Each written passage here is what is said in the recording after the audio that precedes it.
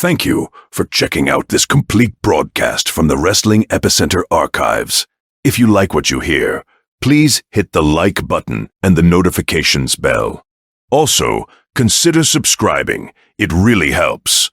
And now, without any further ado, welcome to the show. Hello everybody and welcome to another edition of the Interactive Interview. Today it's a special honor. We're joined here by the hardcore legend Terry Funk with a book by the same moniker. Terry, how you doing? Doing great. How's everything going with you guys this morning? Oh, we're doing great. It's an early morning for us, but it's a great honor to have you on the program, so we're glad to be here with you. Well, I don't know what kind of an honor it is, but it's an honor to me to be talking to you guys, and well, believe me, glad you gave me a call. Well, believe me, it is an honor for us, absolutely. You're obviously a hardcore legend, but in addition to your new book, you're also going to be a part of the Wrestle Reunion this weekend. Are you looking forward to being a part of this? Well, of course I am, because there's over 80 wrestlers going to be there, and I think that's a pretty big deal. I don't know how big of a deal it is to the fans, but it's a big deal to Terry Funk, and I know it's going to be a pleasure going ahead and seeing guys like Briscoe and Piper and just right on down the line. I mean, Dusty's going to be there, the fat egg-sucking dog, and just about everybody that that is still left alive and that I've been in the ring with. I'm looking forward to two things. Mm-hmm. I'm looking forward to that. I'm looking forward, well, really three things. Really important to me right now is the Wrestle Reunion. Mm-hmm. I think Cauliflower Alley is going to be a big hit this year. Especially if Chavo Guerrero comes back. Just kidding about that. Okay. I think that was a very funny incident that happened last year, but that and the release of the book. If you don't mind me asking, what happened last year with Chavo? Well, Chavo's just nuts. He always has been, and I think it certainly caused a lot of talk about the Cauliflower Alley Club, and I don't think Chavo was necessarily trying to cause a lot of talk, but he certainly did. It was controversial, and sometimes controversy picks up business. Yes, absolutely. We're going to go way back, and we're going to try to walk you through the years in an abbreviated fashion, but going back, obviously, you're from one of the most famous wrestling families of all time. When you were growing up, did you always want to be a wrestler, or was it something that you felt that your family imposed upon you? Or Always. I always wanted to be a wrestler. Whenever I was 5 years old, other kids were wanting to play Cowboys and Indians. I was wanting to wrestle. And continued playing. It's a form of Cowboys and Indians. It's a form of that in its own way. And never stopped. I guess playing Cowboys and Indians since I got into wrestling. It's been a real kick. It's been a real gig, and it's been just a blast for the last 35, 40 years. Mr. Clancy? On March 18th, 1971, you disguised yourself as a masked Texan and you defeated Buddy Austin in a tournament to win the NWA Florida television title. And after the match, you revealed your identity as obviously Terry Funk. Any thoughts on how that angle went? I thought it worked terrific. I thought it really did. I was the Texan. And what was really funny about it is I went down there and wrestled about 2 weeks as a Texan, and one time Jose Lothario happened to be out, and I was coming out of the dressing room, and he said, hey, it was really funny because we were coming out of the dressing room. He says, hey, Terry, come here. And I had the mask on. He just forgot. And I went ahead and I chewed him out. I said, Jose, don't say that. I am not Terry. I am the Texan. Now, damn it, don't go ahead and make that mistake and do that again. So about 3 nights later, I was out there again, and people were coming up to me. And Jose and I were standing outside the dressing room. And somebody came up and said, hey, give me your autograph. I said, okay. But instead of signing the Texan, I wrote Terry Funk down there. Jose went ahead and poked me in the ribs. He said, look at that. He said, look at that. He said, you jump on me. He said, you write your name. And I thought, oh, my God. I forgot that I was a Texan. Wow. Of course, you won the NWA World Heavyweight Champion. You won that title. How does that rank in your career highlights? Well, it ranks right up there. the fight to get it was what was interesting, though. Mm. That was the real battle. It wasn't that night. The night was a culmination of it. The fight was getting the votes to obtain the title. Mm. And that was all behind the scenes. Hmm. Well, I'm sure that's going to be in the book. It's discussed at length in the book. Yeah, absolutely. Oh, I can't wait to read that book. You mentioned that, obviously I mentioned earlier that you were a part of the a second generation, obviously, and one of the most famous wrestling families of all time. Given today that you have people like Triple H that people put down saying that he didn't earn his spot and things like that, you know, nepotism, did you ever face anybody that felt that way about you? Well, I thought, I thought about nepotism a great deal, and because I was part of it, I loved it. And how I say that is that I would have never had it as easy as I did in the wrestling business if it wasn't for nepotism, because of my father and him being known throughout all of the territories in the country. It gave me a jump start in the profession. Had to do things right, had to be good at what I did, and my brother had to be good at what he did in order to continue to get the push.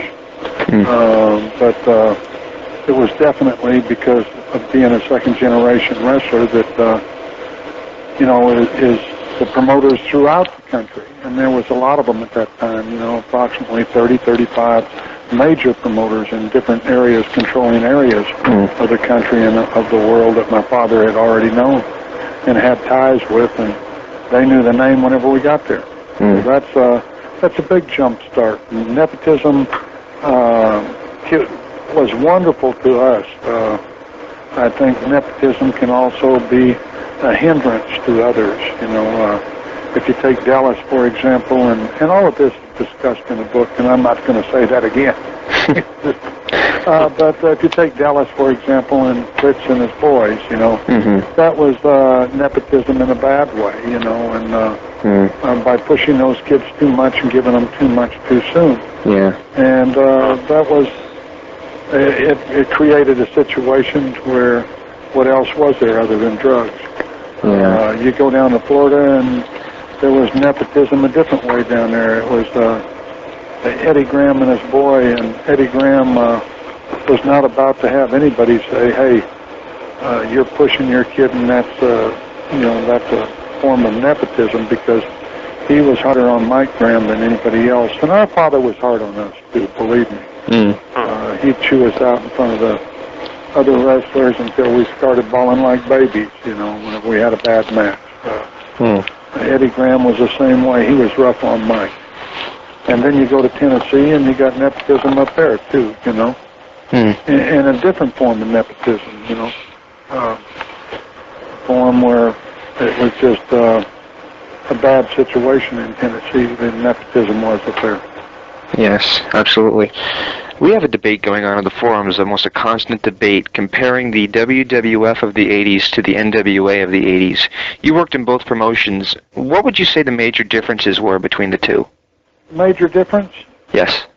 Is, I would say the major difference between the two would be chaos compared to a well-controlled business. And which one would be the chaos? I think I know the answer, but... WCW. Yeah, absolutely. And a well-ran, well-oiled profession was New York at that time. And that's why they were able to go across the country like they did. And whenever I say that, you have, you have a well-oiled,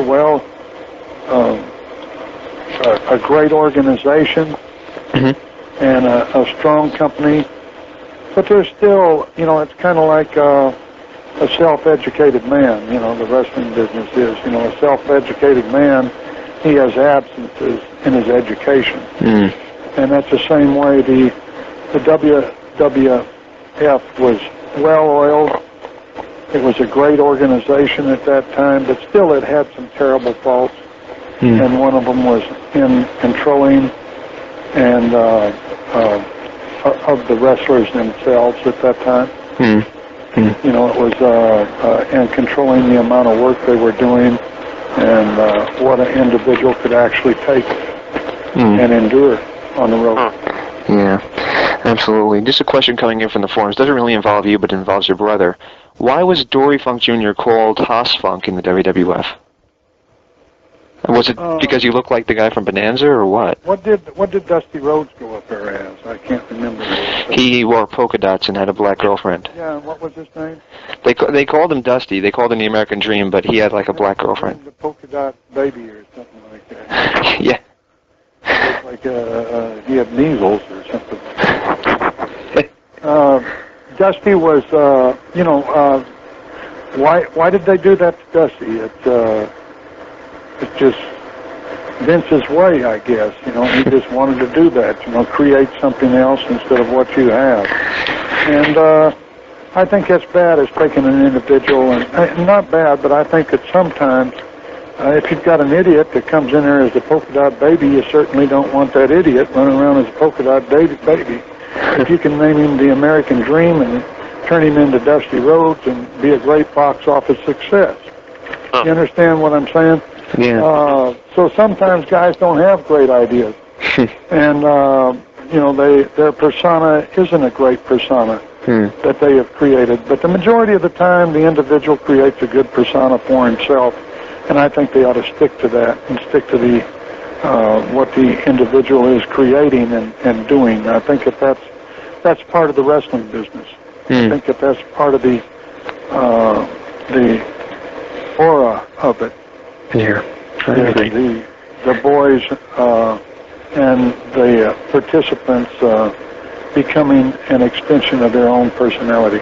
I definitely agree with that.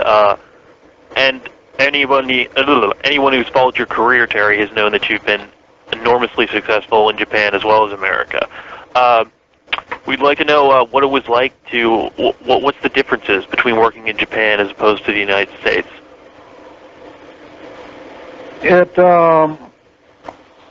The difference in working in the two?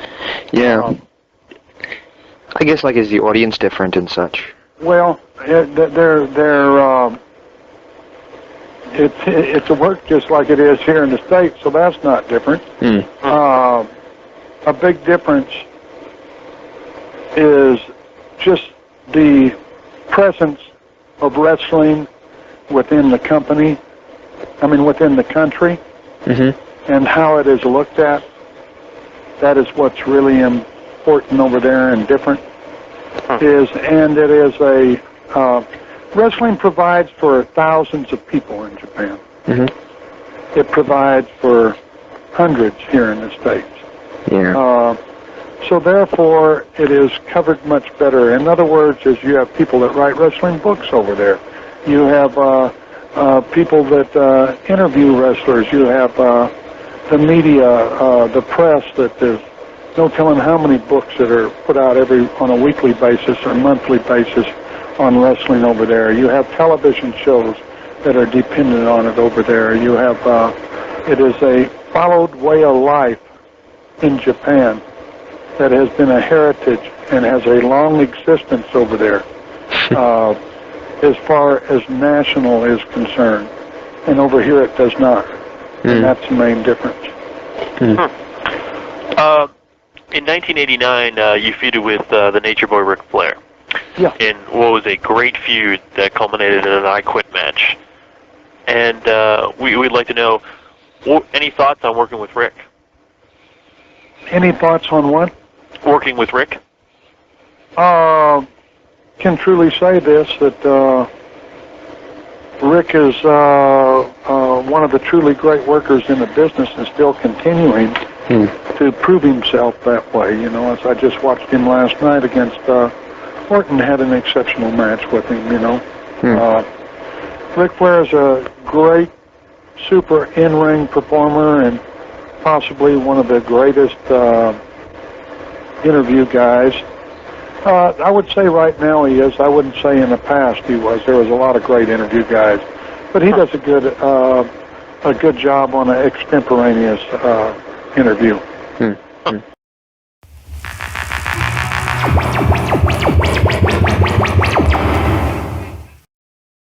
Welcome back to the Interactive Interview. We're joined here with one of the people that has a special place in my heart from my childhood, Bill Apter. Bill, how you doing? I'm glad you said from your childhood, because if I have a very special place in your heart right now, if we're both guys, I would have worried about you. Come on. Fine, and thank you, Tom. I'm honored to be on the Interactive Interview. Well, it's great to have you on, and we've wanted to have you on for over a year now, so I'm glad that we actually have an occasion to speak with you. This coming weekend, you're a part of the Wrestle Reunion. What would you like to tell us about this, and what are you expecting from this event? Well, what I want to tell you about it is Diamond Dallas Page and I are hosting this event that's going to be the WrestleMania, the Super Bowl of wrestling conventions. Mm-hmm. The promoters, Rob Russin and Sal Calente, have gone out of their way to book over 80 of the greatest legends in professional wrestling. And what do I expect out of it? I expect that it's just going to be an event that people are always going to remember and always talk about it. When you talk history in wrestling, when people talk to me and say, "Hey, Bill, I remember you when I was a kid with the magazines like you did," I'd like years from now people to say, "Boy, I was there when history was made." So it's going to be, as you know, at the DoubleTree Hotel by the airport in Tampa on the 28th, 29th, and 30th. And there's such a great array of talent: Dusty Rhodes, the Rock and Roll Express, Kamala, Sherry Martel, Roddy Piper, who I'm going to do an Apter's Alley with. I'm going to go one-on-one with the Rowdy one. Yeah, we've been trying to get Mr. Piper on for about a month now. He always agrees to come on, but something always comes up, but we're going to get him. We just got off the phone with Terry Funk, who's also going to be there. What a treat that was to speak with Mr. Funk. Wait a minute. How do you know you were talking to the real Terry Funk? See, I might be the real Terry Funk, and you think you're talking to Bill Apter. Well, Terry's a legend. Terry's one of my dearest friends in the business. It was Terry and Dory who convinced Baba the Giant 22 years ago to bring me over to Japan. They were booking in Japan at that point, and they brought me over on a tour. It was my first trip to Japan, thanks to Dory and Terry. Absolutely. I've been reading PWI since about as long as I've been a wrestling fan, and when I first started reading it, you were there. When did you decide to become a part of this business? Probably when I was about 9 or 10 years old. I was a wrestling fan for as long as I can remember, and my brother used to prop me up on the bed and tell me to move left, right, and he'd say, "Wait, hold it," and then he'd drop kick me off the bed. What is that? And he said, "Well, come on, watch this stuff." And I started watching wrestling. And then when I was in junior high school in Queens, New York, I started putting out a little wrestling newsletter just called Wrestling Stars. And that was actually the first time, so it was in my teenage years. What advice would you give to somebody like me who has just signed a deal that I'm going to actually be editing Ricky Steamboat's book, and I really would like to be, and without sucking up, I'd like to follow much the same footsteps that you've had. What advice would you have for me? Would you stop sucking up, please? No. You'd be the first one to say that to me. Yeah, how would you suggest someone like me to continue on with the getting in magazines and such? It's difficult right now because the wrestling magazine business is not what it used to be. It used to be you'd have 10 or 12 wrestling magazines out there on the newsstand. Now there's maybe 3 or 4.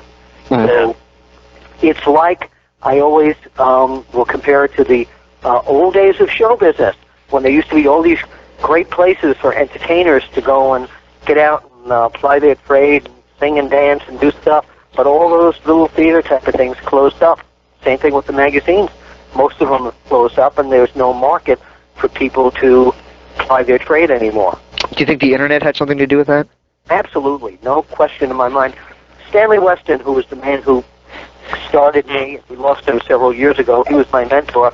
He always said there's nothing like the feel of holding a magazine in your hand, collecting it and treasuring it, and that's true, but that was my generation. The generation today doesn't collect magazines like we used to. They want immediate information, and once the internet started coming in, people knew, well, I don't have to wait a month and a half to find out what happened in Puerto Rico now in a wrestling magazine. I can go and look and probably find it 10 minutes after the show.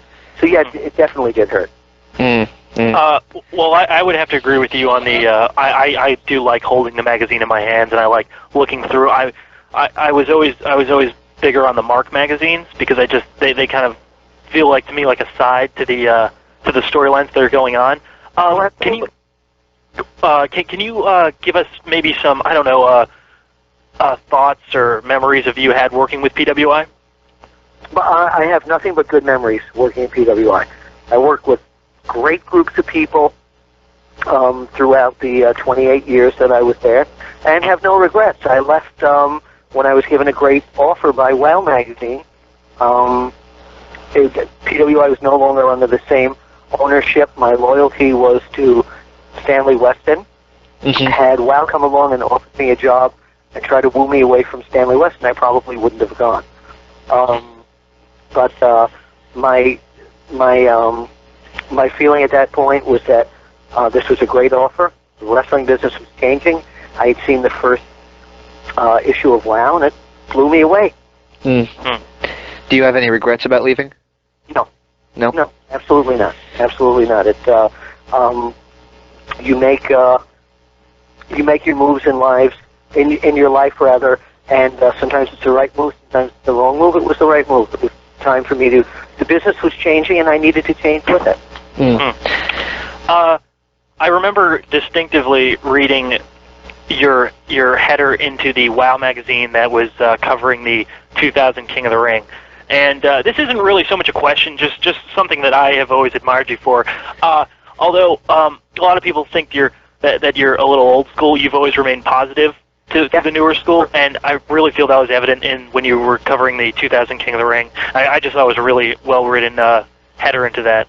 So, well, thank you. I appreciate that. No matter how I've been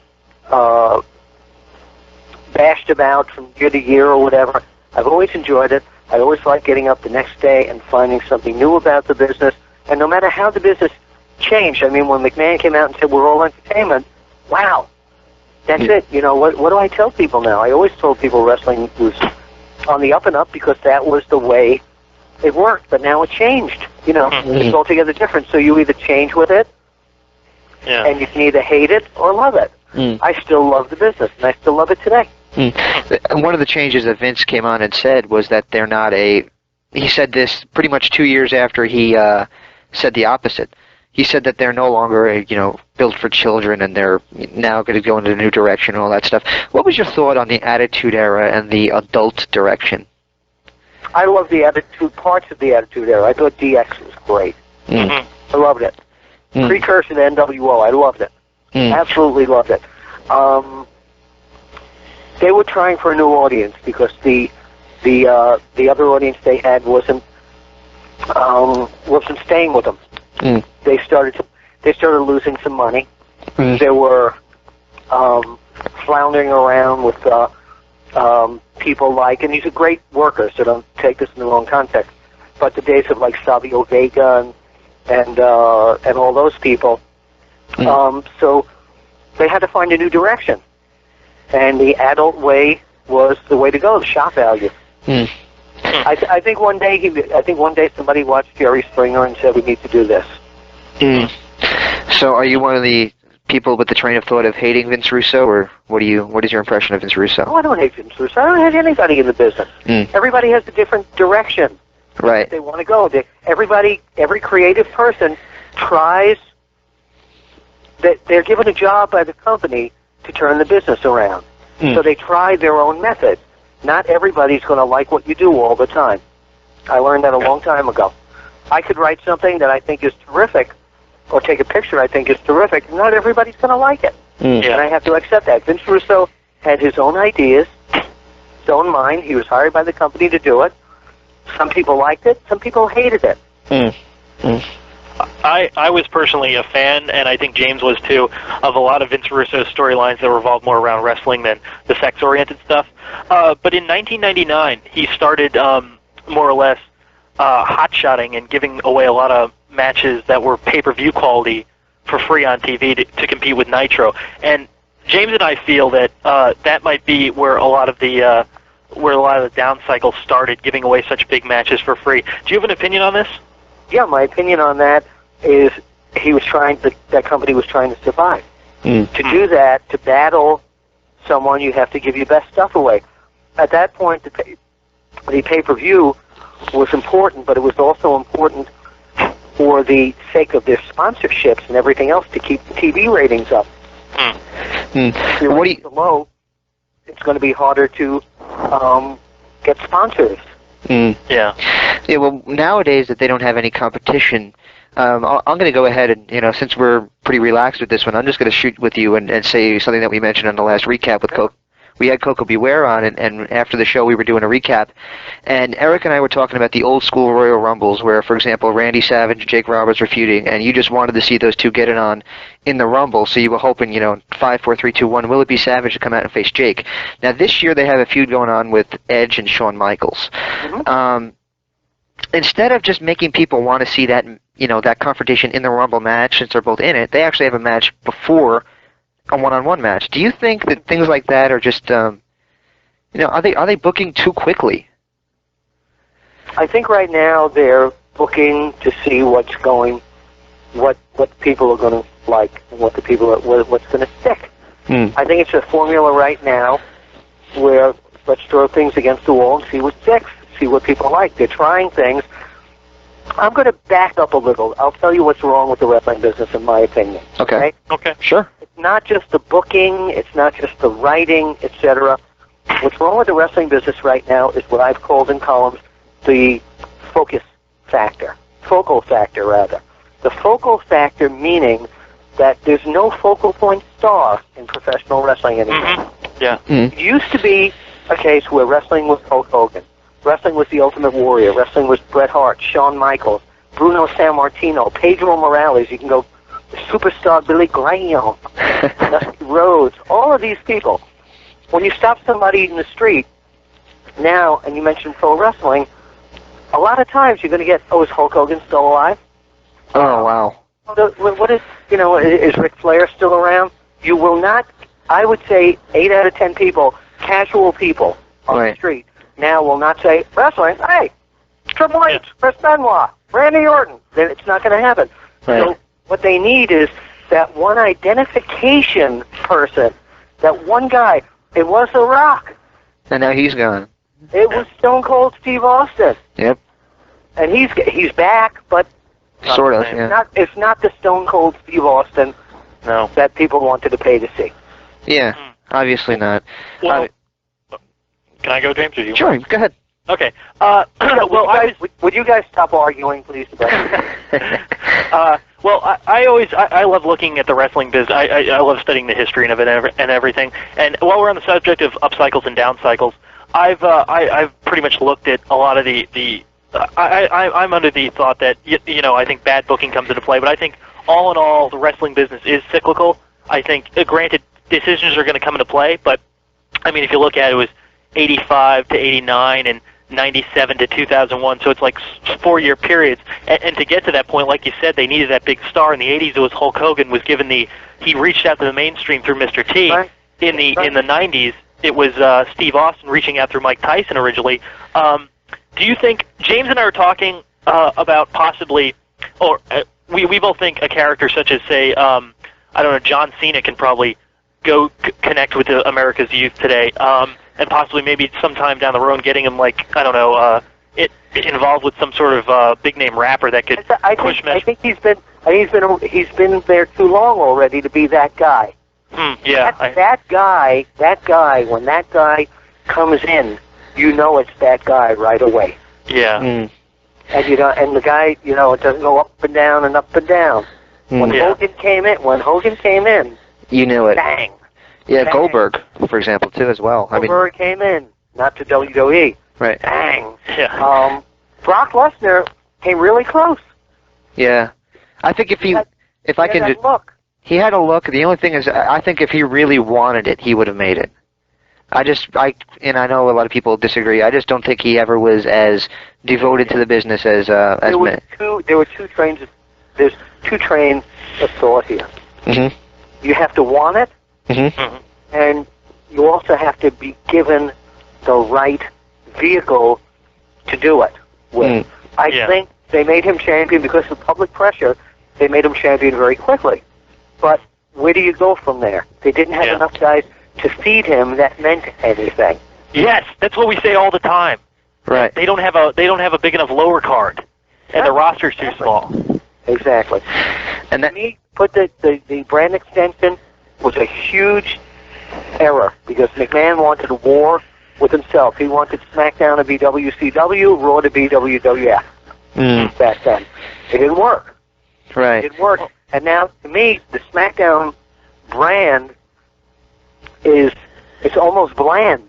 Oh, absolutely. We call it barren. We call it, actually, And yet their ratings are really good. which is surprising. Not too bad, actually, yeah. We call it a barren wasteland. So. But I actually have a question for you, Bill, about the brand split. Do you think here? Obviously, I think money was obviously a big factor with Vince for splitting up the brands, but also I've noticed a problem in wrestling federations when they have during their peaks when they have too many main eventers. And me and James and I talked about this on the last show. When WCW was at the top, there was Goldberg, there was Hogan, there was DDP, Flair, Sting, Luger, Savage. The list goes on. And eventually, people get pushed down the card. You didn't have enough room for them. And in WWE, you had like Angle, Nash, Triple H, Hogan, Michaels, Rock. This is 2002, Austin, I guess. it goes on and on. Do you think a big reason for the brand split was to get? I mean, now both brands have four main eventers. Like on one side you have Orton, Triple H, Benoit, and Michaels, and on the other side JBL, Eddie, Undertaker, and Angle. I mean, do you think that was a motivation behind the brand split? I think a motivation for it, and again, I look at things as if I'm sitting in the office of the WWE, and I'm saying these road trips are killing these guys. And also, I want to be in more parts of the country at the same time. I want to have a crew in California, and that same night I want a crew in New York. So how do you double your revenue? You split the crews up. You make two crews, so now you have what we want to be a successful touring company going on the West Coast and one on the East Coast the same night. That's the main idea in the mind of somebody running a business that way is we can't send, the Raw guys all over every week. It's too much. This group of guys. So let's split everything up, and some guys go here, and some guys go here. So now we're running two shows. In the 80s, didn't they do that? They had two different crews doing. Absolutely. Yes. Absolutely. But it was all under one banner. Yep. Yeah. It's all under WWF at that point. Well, let me ask you this question then. And I know. WWF. Yeah. When we go back to that time, and now that we're talking about the brand extension, many on the internet are saying, well, yes, it was a mistake, and I don't think many people would disagree with that. But are we too far into it now to just suddenly do away with it? No. I think that the bottom line in any business, in any company, if they start losing a lot of money, they have to reassess what they're doing. Now, if you notice, coming up in Hawaii, and I think a few other places, they're going to be doing super shows that bring these stars of Raw and SmackDown together. So they're trying it. It means that things aren't working the way that they think they should be working, so they're trying a little new formula. Very interesting. Well, when James obviously mentioned the 80s, and back in the 80s, for the most part, there was there was Survivor Series and there was WrestleMania up until the end, and they brought in SummerSlam. A big thing that I think a lot of people agree on is that there are way too many pay-per-views. Would you agree with that? Yeah, pay-per-view's not as special as it used to be. It's sometimes the Monday night show after the pay-per-view, a lot of times, is better than the actual pay-per-view. Yeah. Yeah, that certainly was. Too many pay-per-views? Yeah, I think so. It's lost the aura of real importance to me. And the thing about that made the pay-per-view special, and we discussed this, kind of touched on it earlier, was that every Raw is a pay-per-view quality Raw. Way back when, WWF TV, you had 90% squash matches. Right, of course. You'd have a main guy, Right. beat up a little guy, and then maybe his opponent for the pay-per-view would come and, do an attack on him and have a pull-apart or something like that. That's a lost art. Yeah. Well, James and I both, we think, although a lot of people on the internet really trash the idea of squash matches, we think they're really necessary to building characters.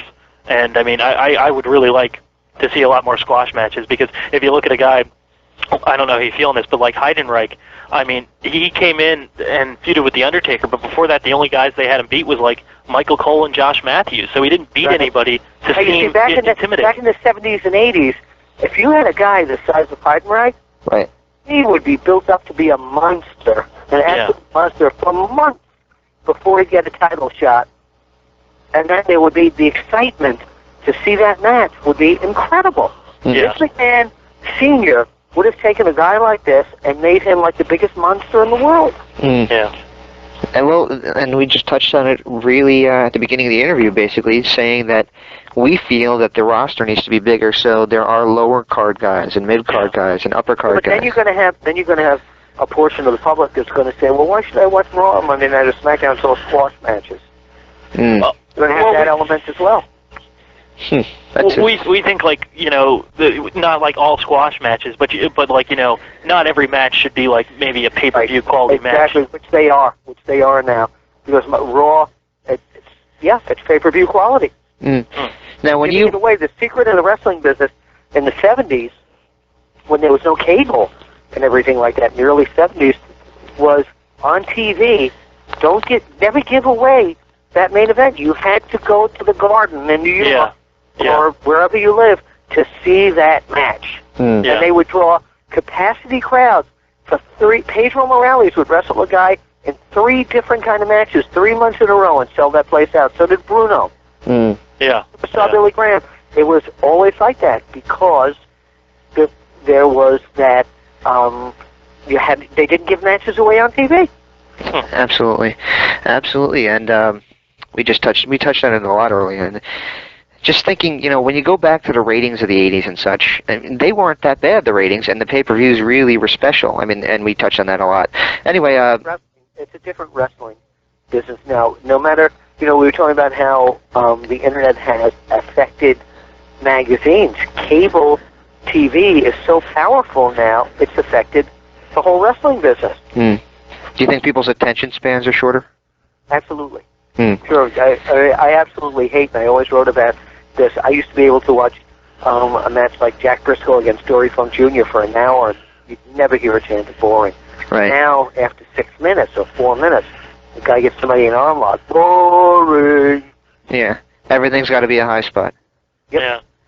Yep. I think a big problem with... Speaking about, you just mentioned High Spot. Yep. Speaking about High Spot, there's a shoot interview with me on highspots.com. I saw it on there, People can go to highspots.com. See, you had to say High Spot, so it reminded me of this thing. And there's a 2-hour shoot interview that highspots.com is selling, and there's some stuff in there I've never talked about me being on WWE payroll for a period of time, and very interesting inside stuff about the magazine business. Would you ever write a book? I haven't offered to do one. I have to find the time to do it. And if I do it, it's going to be a fun book. It's not going to be any deep exposés or anything like that. I've had a fun career, and I want to tell people about the fun that I had. In one of the WOW magazines, you wrote about that kind of smart fan, the one that nobody likes to sit next to at wrestling matches. I was at a Raw show with my family in June, and I had 3 of those next to me, who the entire time, obviously... My children were there? The entire time, when someone would get an arrest hold, they would go, slow it down, and I was like, I'm a big guy, I'm like 6'4", so I turned to the midway and was like, hey, why don't you just cut it out for a little bit? And they shut up. But the thing was, though, I mean, it just seems like people have this. A lot of those fans have an inferiority complex that they need to say, oh, I know about the inside of the business, instead of getting lost in the match. Can you see if people did this in the movies? Yeah, I always use that example.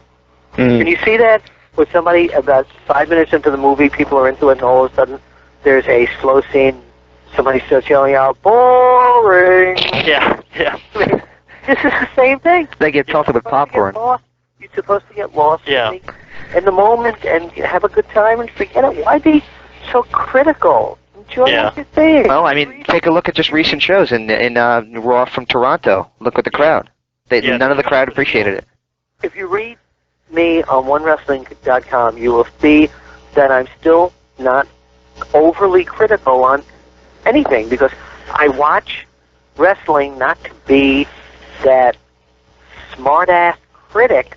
If I see something I don't like, I'll say I don't like it, and I'll say why. But, people on the Internet, most of the people that I read and have read on the Internet go out of their way just to find things wrong and knock it. Absolutely. Then why watch it?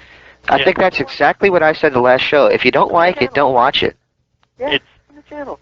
Yeah, we really try to be positive here and try to, constructive criticism. And there's no reason to be negative. You have two different brands to choose from. If you don't like one, watch the other. You have TNA to choose from, which I will talk about in just a second. You have now 24/7, the channel. So, if you don't like that version of wrestling, watch the old stuff. Just watch it, but stop complaining. It's there. Right. Yeah.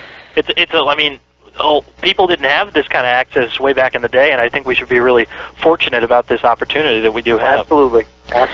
Well, we touched on this a little bit about squash matches and such, and a lot of what TNA is doing with Impact has some squash matches and such, and it really does seem to make their pay-per-views special. What is your opinion on TNA? I think the women are beautiful. Oh, TNA. I didn't know you were talking about. Okay.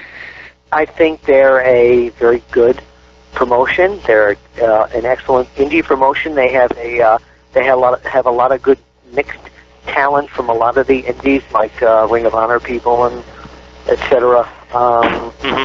Chris Candido has come in there recently, as you know. Yes. So they're using guys that you don't see in WWE, of course. Yeah. You all know the reasons for that.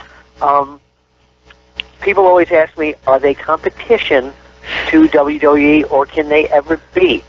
And here, I'll give you the answer. The answer is, if they're on Monday night at 9 o'clock on a good cable TV station, then they will become competition to WWE. Until they are in a prime time spot on a prime network, they can't become competition. They're just an alternative right now. I mean, it's amazing people can't figure this out. Do you think so-and-so Ring of Honor can become competition to the WWE? Of course they can, if they have the same TV power. It's all based on exposure and TV power. Yeah. It's a simple formula. Yeah. Well, that's what we always talk about. We always get into that debate with Ring of Honor fans, and I have nothing against Ring of Honor. I know Gabe Sapolsky is a really good guy. All I'm saying is that the Internet fans, for whatever reason, have this very elitist attitude about Ring of Honor, and they don't seem to think WWE can ever compare to them, and I just don't quite get it. It's their own style. WWE has matches as good as Ring of Honor sometimes. Mm-hmm. Ring of Honor has matches as good as or as poor as WWE sometimes. It all, it depends. WWE's got a variety of everything, trying to fit everything into the 2 hours. A little bit for everything.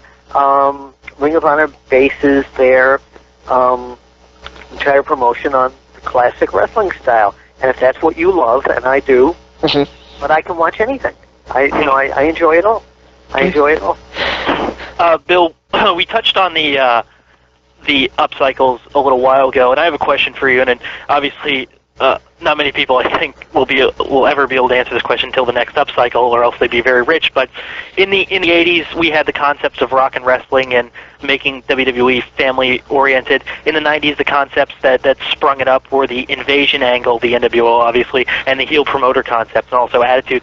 Do you have any idea or any inkling of what the next big concept that will spark wrestling to popularity? No, I wish I did. My idea was, and especially right now, because he's still a mystery, is the guy that I'd love to see them get, but does too much trouble, is Tyson.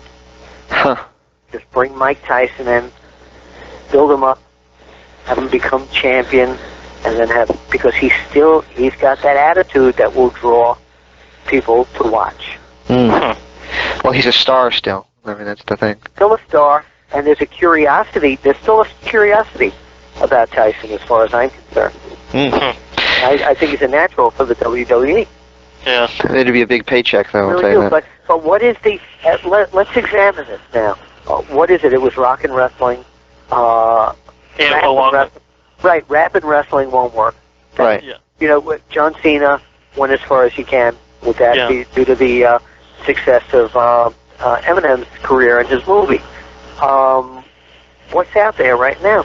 Country and wrestling's not going to work. Right. Does it have to be music, though? Well, that's what I'm saying. What else is out there? What's the big thing right now? Reality shows.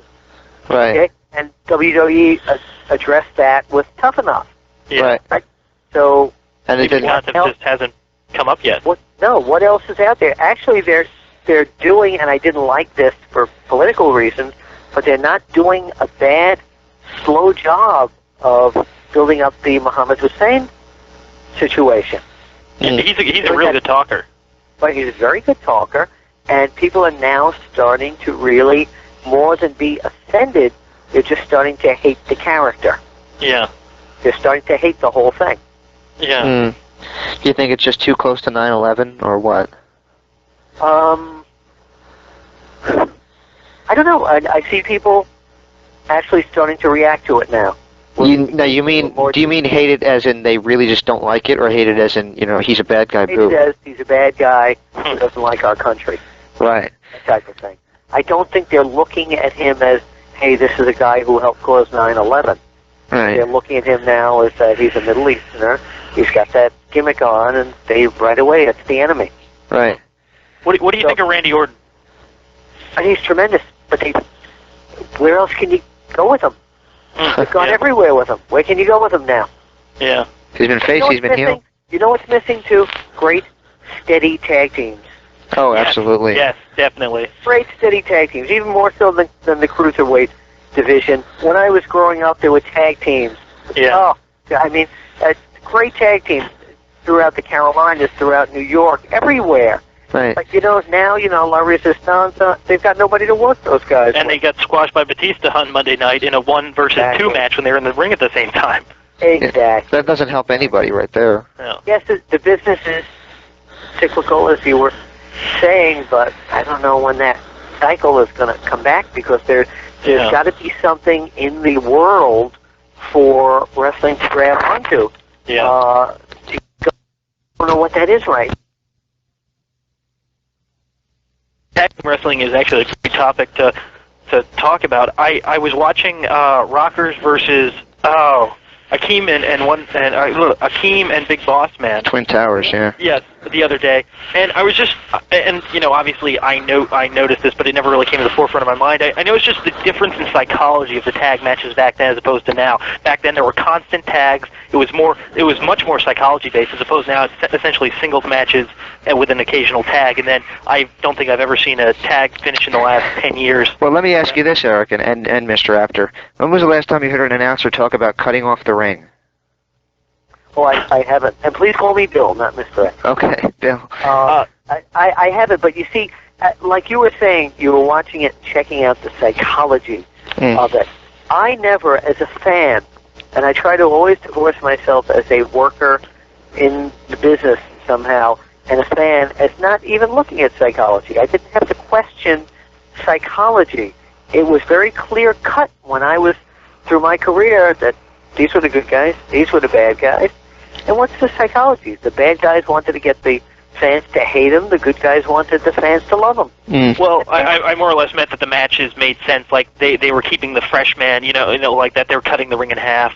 I mean, now it's just like I've never really seen a match like in the last 7 to 8 years that the tag team match doesn't end in like everybody being in the ring at once and then some crazy finish happen. There's never just a clean tag win, and that's I used to enjoy that about tag team wrestling because it was something special. Oh my God, 4 guys in the ring, etc., and then tags and no tags and all that. The unpredictability of what could happen in tag teams was terrific, but you just don't see it anymore. Yeah. There's no steady. You want to see steady tag team combinations. Yeah. Absolutely. I think obviously the tag team era that's always talked about is the late 80s, early 90s, but I think in second place as far as recent history, I think the WWE did a pretty good job in the late 90s, early 2000s with their tag team division. I think the only problem was they shifted the belts too quickly, and from WrestleMania 2000 to WrestleMania 17, Edge and Christian were 7-time champions, and I think that really cut off the longevity of that tag team. I mean, Yeah. do you remember that, like, all the switching around the belts? Do you have any thoughts on those? Of course. I mean, yeah. Sometimes it gets too confusing. You don't know who's champion. Yeah. And then It means less when somebody's not holding it for a long period of time. Yeah. well, look at the Dudley Boys. They're like what 57-time champions or something like that. It's just Like remember that they had, if you're 57-time champion, you had to lose You've it lost it. 6 times, right? Yeah. right. Well, And I think the Dudley Boys are a pretty consistent tag team because they've been together like since '96. But Yeah. I mean, geez, the frequency of title changes is ridiculous. No, it definitely was ridiculous. Still is. Week to week, you're not sure who the champions are. let me ask you this, and we're going to let you go pretty quickly because I know we've spent a lot of time with you, but it's been a pleasure. Was it something I said? No. Well, No, I just don't want to cut you. go ahead. Are you okay with time then? I'm fine. One or two more questions. It's real good. Okay, cool. You were on the Hulk Hogan biography on A&E. What is your relationship with Hulk Hogan? I've always had a great business and personal relationship with him. All the stones that were tossed at him by other guys and all that back in the 80s were probably very well deserved by him because he was protecting his character and he was watching out for himself. He wanted to make sure that no kryptonite ever got to Superman. Good way of putting it, actually. Bill, do you mind if we do some quick word associations before we close Not at out? all. With each other or with me? With you. With you. Okay, I thought you meant between the two of you, and I was. You can give No. We leave that stuff for the other shows to do. Oh, all right. Okay. you can give a one-word answer, or if you have a story, that's fine too. The first one we have for you is Ric Flair. Woo! Ric Flair. Story is good friend, great guy, and he hated Why do you say that? because every time I'd ask him to pose for a photo 9 out of 10 times when he was in the hallway, he'd say, "I'll be right back," and he'd never come back. He was more comfortable having his photo taken in the ring than standing by a backdrop and having his photo taken. How about one that I hope you do an impression of because you've done a few? Dusty Rhodes. Listen, let me tell you something. I'm going to tell you right now about Willie Apter, baby.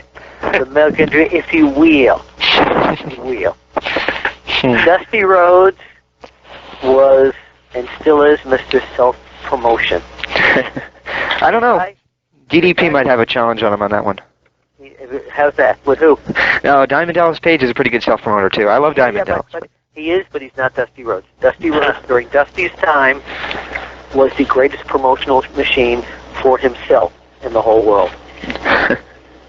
How about a guy who... I want to put an ugly rumor that's always been around that people say, well, Dusty Rhodes either paid to be on so many magazine covers or he, because he worked for Jim Crockett Promotions in the office, threatened to pull your press pass away if you didn't give him awards. Well, that's bull, because Dusty Rhodes, during that period of the 80s when he was on all the covers, deserved every cover he got. Our bottom line was to sell magazines, and we put him on a cover, and we sold magazines. He's on. I have the 1979 PWI issue in my hands right now, and he's on the cover with Mil Mascaris. Oh, yeah, well, that's sure. I took that picture at the Westchester County Center in White Plains, New York, and it was almost impossible because neither of them wanted to pose with the other one. Took me over an hour and a half to finally get them to cross paths on the stage that led to the ring, and I just grabbed them, please, boom, boom, boom, and I took it. How about a guy who looked up to Ric Flair as a kid, Shawn Michaels? Oh, what a tremendous guy! What a tremendous wrestler. Nothing negative to say about him either. How about somebody that I actually have a tape, 1985, Great American Bash. It was, I think Pro Wrestling Illustrated was on the header of it as well. Yeah, you and Gordon Soley. Superbout. What'd you say? Superstars and Superbouts. Brady Mercury. Yeah, I'm trying to remember what it was called. Yes, I think that might be it. Anyway, you were in the control panel, is what I'd like to call it, with Gordon Soley. Yes. What is your memories of Gordon Soley? Oh, Gordon Soley was a fabulous guy. He was my broadcasting mentor in a lot of ways. When I first heard Gordon Soley, when the shows from Florida were on UHF TV in New York, I didn't like him. I thought he was too dry and very boring. And Gordon Soley was like a fine wine. You acquire a taste for Gordon Soley. And I had more fun with him in my career than almost anyone else, just being around him and learning how to do what he did so well. How about the now 10-time World Heavyweight Champion, Triple H? Triple H is a Class A individual, old school, who should have been around 30 years ago. Huh. How about Bret the Hitman Hart? The classic wrestler. I mean, the type of pro wrestler, both in the ring and outside of the ring, a gentleman that every wrestler should aspire to be like. I got one for you. How about a guy that some people say, I know he prevented them from being a part of the Beyond the Mat movie. I don't know if he prevented you guys from doing anything with him. How about Eric Bischoff? I've had an up and down relationship with Eric Bischoff. There were nights that I was backstage at WCW that he was to the point of nasty. And then there were other nights that he was very nice. But he always made it a point, no matter what kind of mood he was in, at the end of the show, to come over to me and any other press people there that he knew to ask what we thought of the show, and always appreciated the input. I've just got two more here. How about Chris Jericho? Fun guy. Always enjoyed being with him. Good joker, fun guy. And Stu Sax. And he's got a heart of a lion. He's Lionheart. Anyway, go on. He's actually a former guest. If I could just plug everybody to check out the website. He's in the archives and he's up there, so check it out and download the show. How about Stu Sax? Stu and I had known each other forever. Stu came in, probably 20 years ago or so. Had a great working relationship with him. Had a great personal relationship with him, and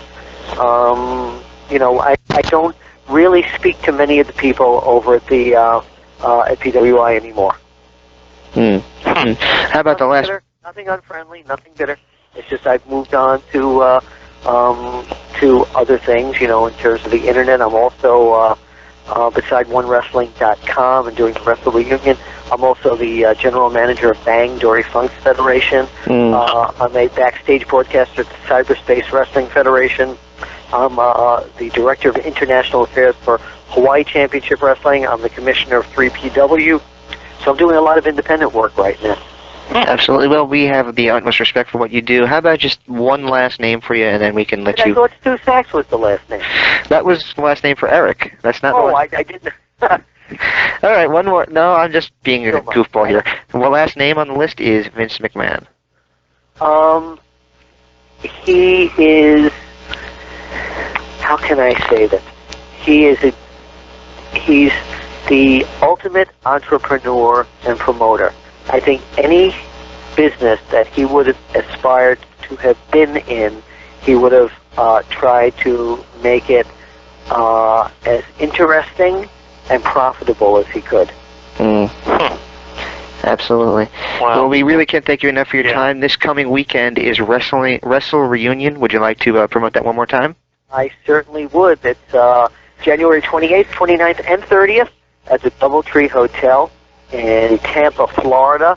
It's going to be beautiful weather inside and outside, over 80 superstars, and I'm going to be there hosting the event with my buddy DDP, and I'd love to see some of the listeners from your show come over to me and say that they heard me tonight. I'd love to. And I can't wait. I'm psyched.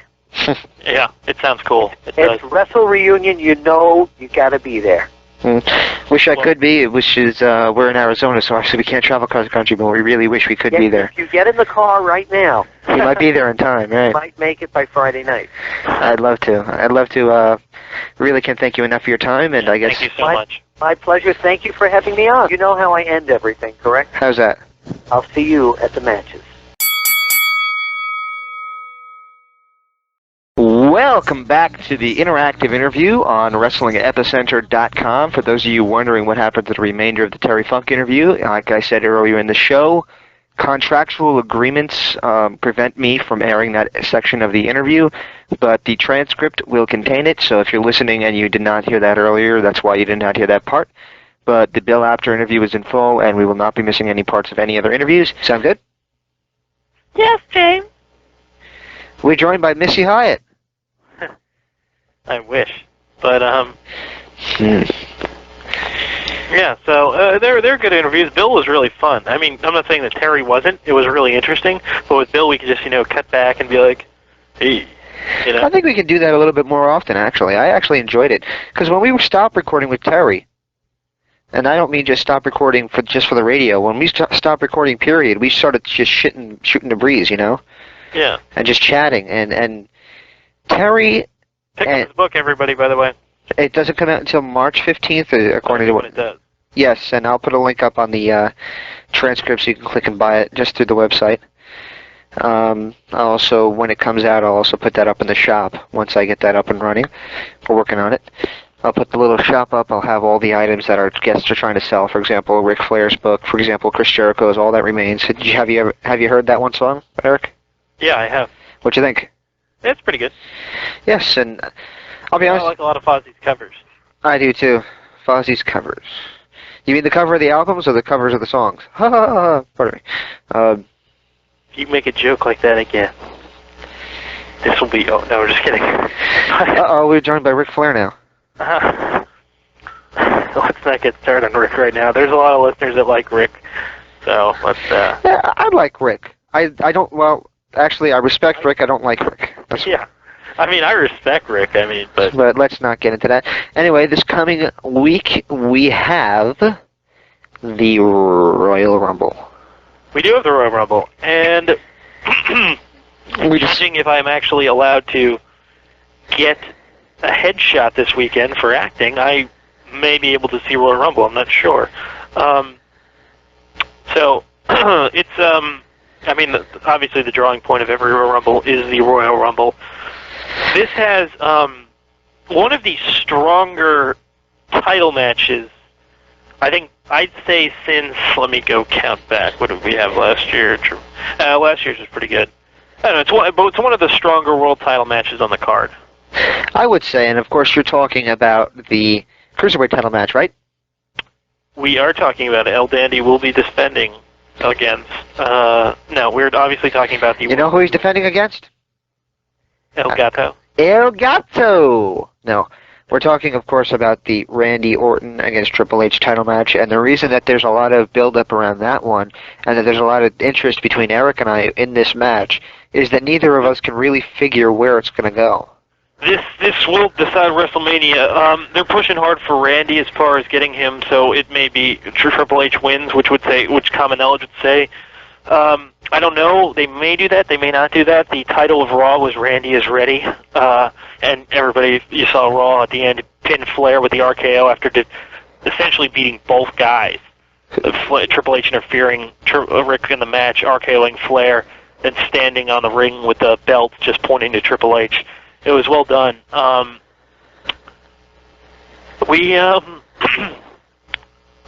don't know. I'd like to see Randy win. I really would.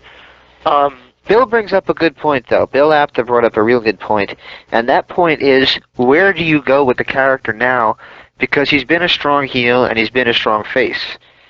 I personally don't know where they go. I just think they can continue going. They can't go anywhere, though.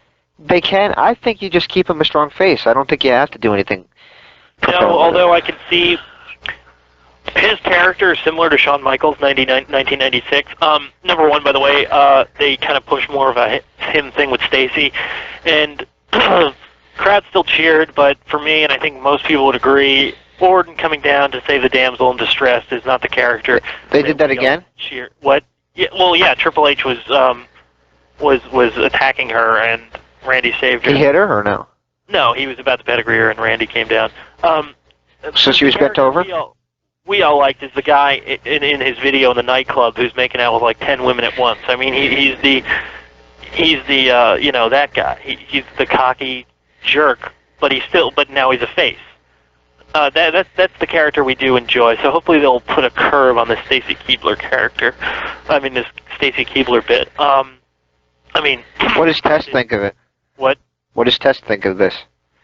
Tess. Well, he wheeled over the TV and he looked at the company that fired him while he was injured, and no. But, and he's mad as hell, and he's not going to take it anymore.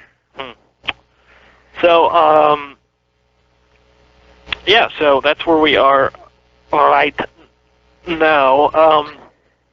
I think I don't know. I just don't. And the problem is you can't go that white meat baby face with them, and plus there's something about.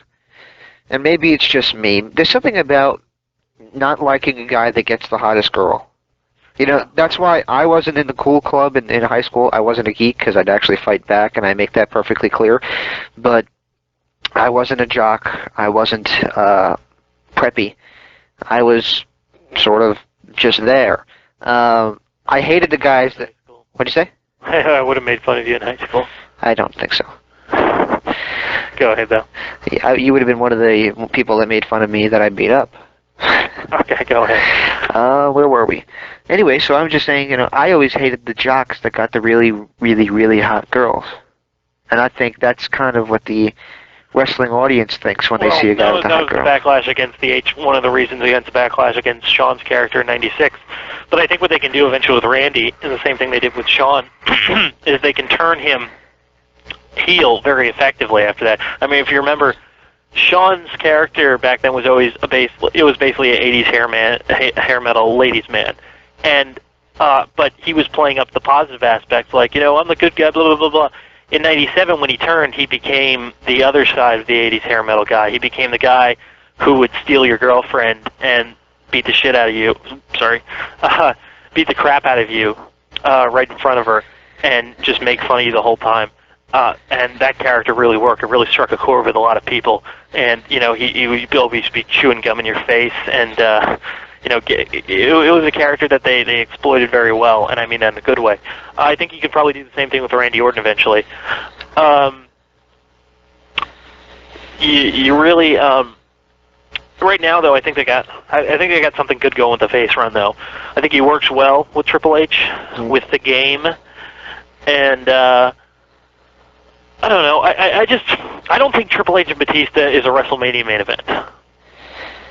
It'd be tough to do that, and here's why.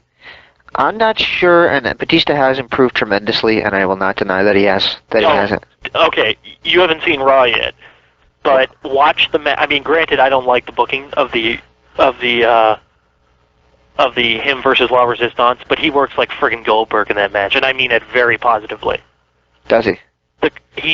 Because our knock on him was always he doesn't know what he's going to do. He doesn't know if he's going to be the monster or the guy who gets beat up. He knows exactly what he's going to do in that match, and he does a good job. The crowd is with him 100%, and he's just destroying everybody. It works very well. You know what's ironic about that, though, and if you think about this psychology-wise, Batista is supposed to be technically a heel, and La Resistance are supposed to be heels, and they're booking him in a match against a heel tag team, so that obviously he's supposed to be getting the face reaction. Yeah. Well, and they got a cool chant going from it. It's like Batista. I mean, it sounds cooler when a bunch of people do it and they're invigorated, not like me just sitting here. But it's a pretty cool chant. But he works very well in that match. I'll give you credit. I mean, I'll give him credit. But I still don't think Triple H versus Batista is that type of main event. I'll tell you right now.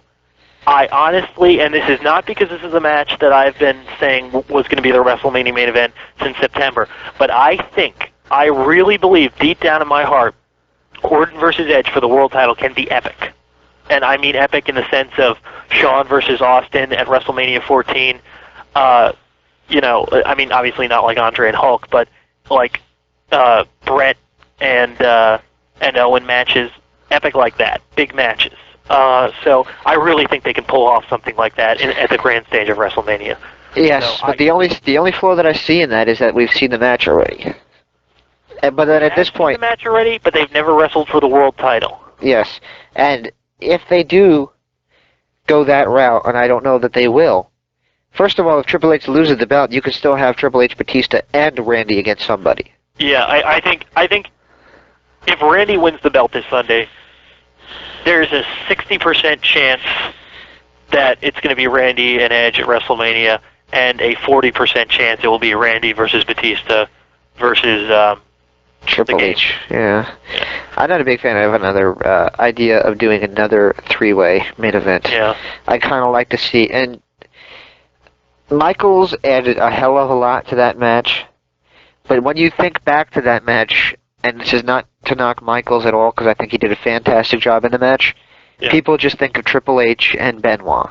Well, unfortunately, that match was supposed to tell three different stories. Triple H defending his world title and being the only heel to ever win at WrestleMania and trying to do that again. Benoit completing his 18-year journey, and Shawn settling that score with Triple H. Unfortunately, and I'm sorry if you're in the audience, and I hope this doesn't offend you, even though I know it will, but the fans were too stupid to get that. The third story, fantastic with the getting into the match with Benoit, because I popped too, and I was cheering for Shawn the whole time. But there's a point, and this just shows me when in-ring psychology just goes over the head. Well, what they did perfectly, and if I could just jump in there, is I'm not even sure if they did it right on TV, or if they just did it right, period, in the promotion of the thing. You knew how hard Benoit worked to get to that level. Yeah. His entire career. Yeah. And when he's headlining WrestleMania, you knew it was special. Well, you know, Triple H has been there. Michaels has been there. This is the first year he was there, and you were watching, A, to see if he fit, and he did. Yeah. And B, you were also watching because you wanted, deep down, whether you like him or hate him, you wanted him to win. Yeah. When Triple H taps out, it may not have been the biggest reaction, but it was one of the most passionate responses I've ever heard from a crowd. Yes. And it was a special moment. That tap out, give credit to Triple H too, will go down as one of the greatest WrestleMania moments of all time without question. And I just remember that's burned in my memory for good. Yeah, it is. You have Benoit on the middle turnbuckle to play into the crowd with the music in the background, holding the belt in the air. That music fit so perfectly, by the way. And that, you got that going right there, right at the right moment, and that was perfect timing. It just felt like a moment. You knew you were watching something special that night. Yeah, but there was a point in that match when Benoit gets, and this actually served Benoit well, because when they suplexed him and then JR was playing like he was dead, like he was not going to be able to compete, Shawn's in the ring, bloodied, battered, Benoit's out of the way, Triple H is on the outside, Shawn lifts his arms up to say, come on. And you realize it's going to be Shawn and Triple H one-on-one, finally. They're going to get it on.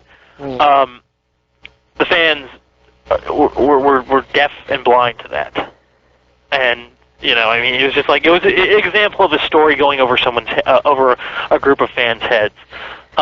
It's Simon and Swinger breaking up and the crowd's chanting ICP. Yeah, it's like that. If you like ICP, that's fine. I had no problem with those people chanting Benoit or booing when they thought Benoit might lose to Shawn. That's fine. But I mean, the guys are trying. He's not even involved in the friggin' thing right now. I mean, chill out. I don't like dictating crowds, even though it may seem like it if you hear me talk. But it was a well-told story that wasn't received in the way it should have been. Well, the only thing that I will rip on a crowd for this. No. How disrespectful is a crowd chanting "You effed up" at a wrestler? Yeah, well, I pointed this out.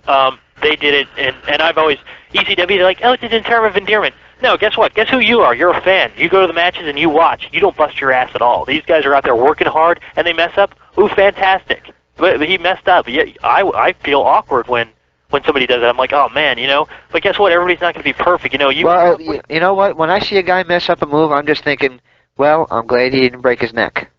Yeah, and also, hey, look at all the other moves he did before he didn't mess up. So, especially with what ECW wrestlers did, they were a lot of aerial maneuvers that involved a lot of balance. And I'd like to see any of these crowd members do anything like these guys. Yeah, guess what? You're on your ass, and you're watching a match. You're not in the ring. You're not training like these guys do. So guess what? Keep your mouth shut when that happens. I do hate when that happens. I just think it's very disrespectful. You have to respect him. And if the guy screws up often, like, example, I'll go back to a match, I believe it was Desire against somebody, I don't remember, from TNA, and I think it was Desire. She kept falling off the ropes and she just couldn't do it.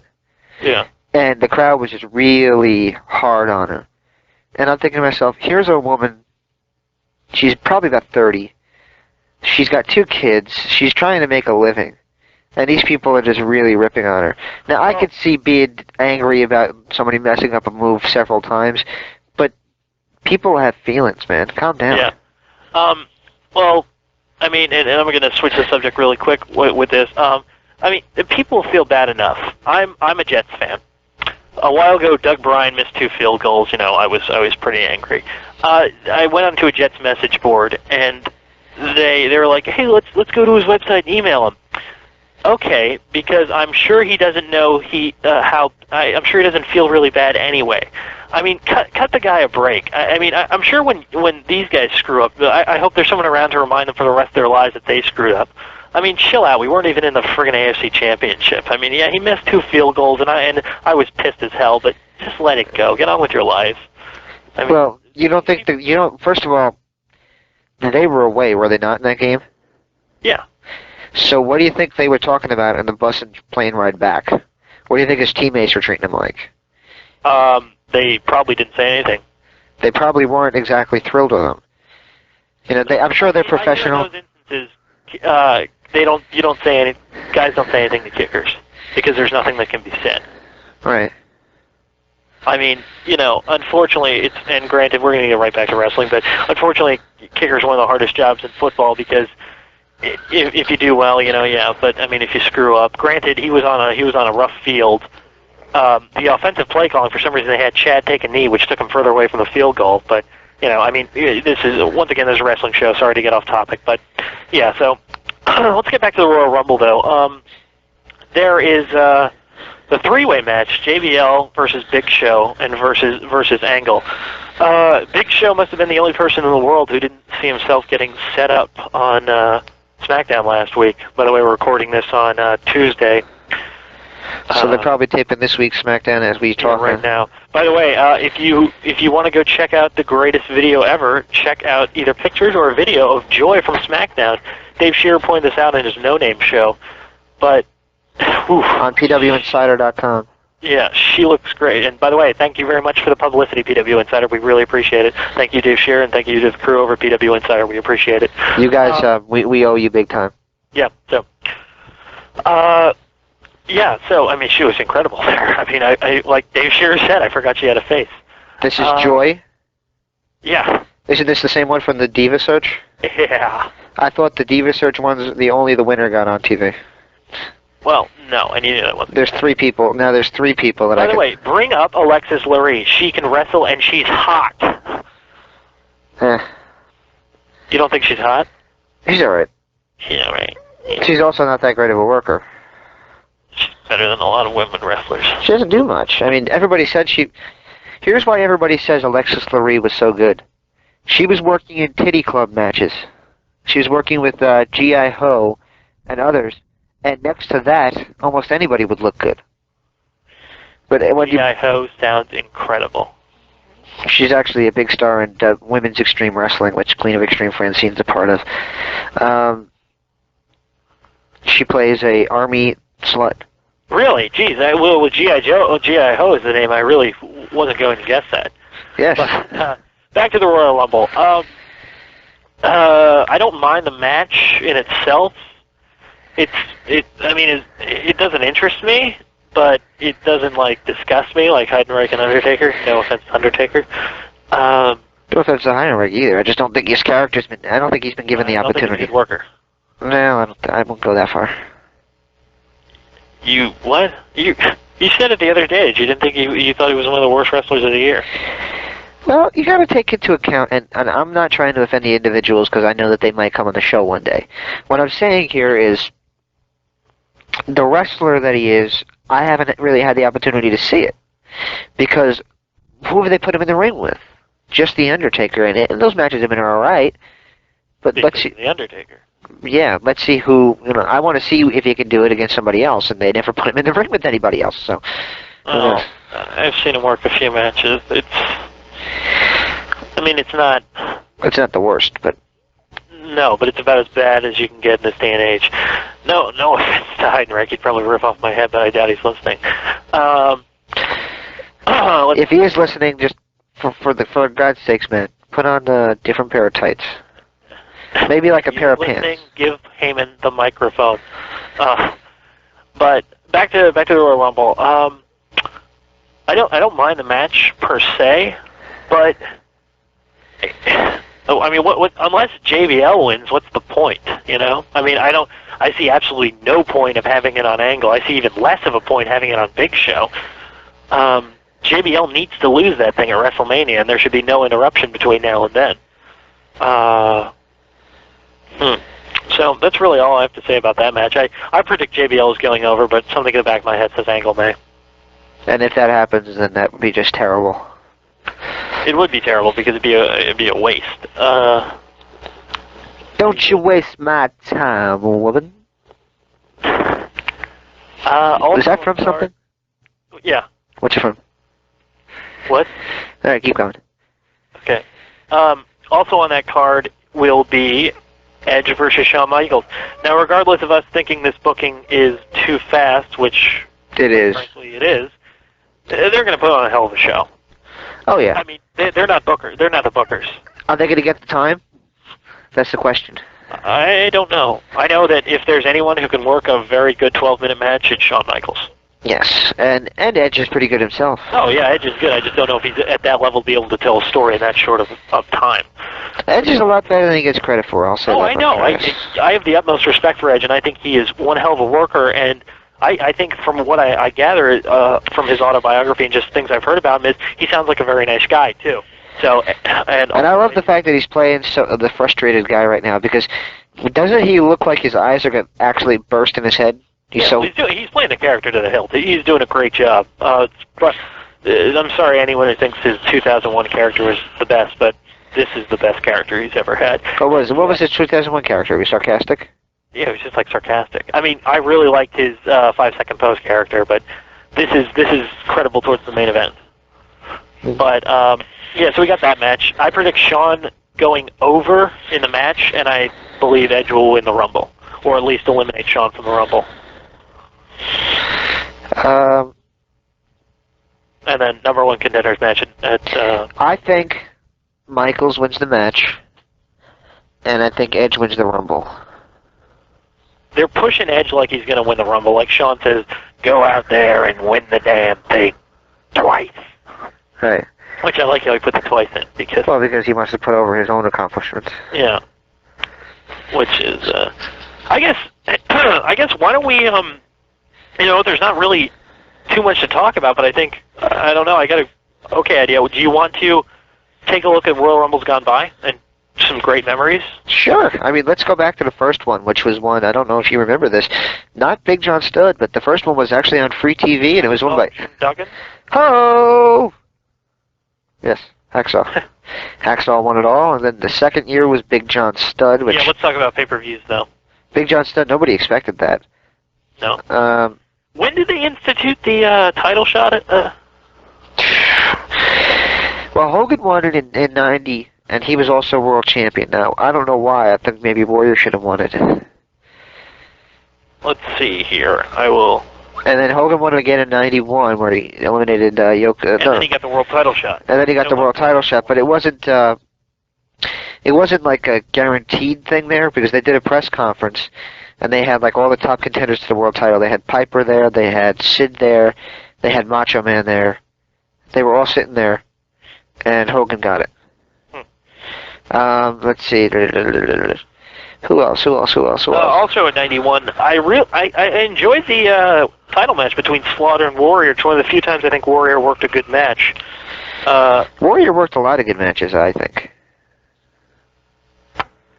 Well, I really just think he had a lot of good matches. I mean, he was a, I don't know what you think of him, but I think it was not really until he worked with Rick Rude that he learned, well, first of all, I don't have to actually smash into somebody to clothesline them. I can take it easy on them a little bit. Okay, well, we're going to agree to disagree on that. But Sergeant Slaughter and him had a pretty good match, which set up both Slaughter and Hogan, and Mr. Ultimate Warrior versus Savage in a match where Warrior took 8,000 elbow drops at WrestleMania. Also, a match that I know you are quite fond of, and I think it's a great match. The Rockers versus the Orient Express was at 91. No, that was the Royal Rumble 91. That's what we're talking about. Sorry. Yes, that was actually a fantastic tag match. You know, Sean talks about that match in his shoot interview, and to the Hardy Boys, believe it or not. And he says that they thought that they were dinosaurs compared to them. To be honest with you, I think that match stands the test of time. There was a lot of double team spots, which I will give the NWA credit, which I don't do often, that you saw a lot of great tag team maneuvers used in the NWA. Midnight Express, Rock and Roll Express, and, you know, before they were the Legion of Doom, they were the Road Warriors, and they did that Doomsday device back then, which was, you know, for that time especially, and still today.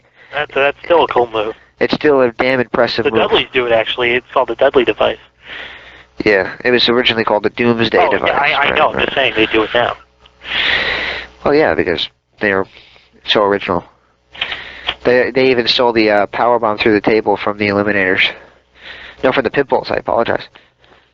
That was a Pitbull move before it was a Dudley Boys move. Yeah, I mean, yeah, I know that.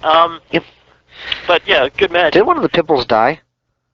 I think the bald one died. Maybe, I'm not sure. We head now to Royal Rumble 92. 92. I know you're big on the Roddy Piper versus Mountie match, but I think from a historical standpoint, I think the biggest match from that is the Royal Rumble match itself. The Rumble. Everybody was ready to... about Piper and Mountie. Rumble in front of me. Didn't Hogan used to say that a lot? Yeah. I'm gonna rumble down the road, brother. I mean that match had so many stars in it. It had obviously absolutely. You had Hogan, you had Sid, you had Flair, Martel, Michaels, Piper. I believe that's the Royal Rumble where Martel clearly flies over the top rope and gets back in, and nobody notices it. Well, Austin did that in '97. He flew over the top and was it part of the angle? Yeah, it was part of the angle. I think Martel actually just went over the top. What? I think Martel just clearly went over the top, and it was an accident. He wasn't supposed to hit the floor, but he did. Oh, okay. And he just kind of slid back in, and Gorilla and Bobby just completely ignore it. Huh. It was either 91 or 92. It was probably 92. Yeah, so that's a great match. Flair does his job also in that match, or like Undertaker, Kerry Von Erich, Slaughter, just a Savage, fan. I think. I believe so. It was absolutely fantastic. You know, they were, that was probably the best assortment of stars from the past 20 years right there. Yeah, it was pretty good, yeah. You also can talk about, 1993 one by Yokozuna. This was not one of my favorite Rumbles, but if I'm not mistaken, it was Brett against Razor Ramon in the World Title match. It was, yeah. Razor submitted to the Sharpshooter. Yeah, it was a pretty good match, actually.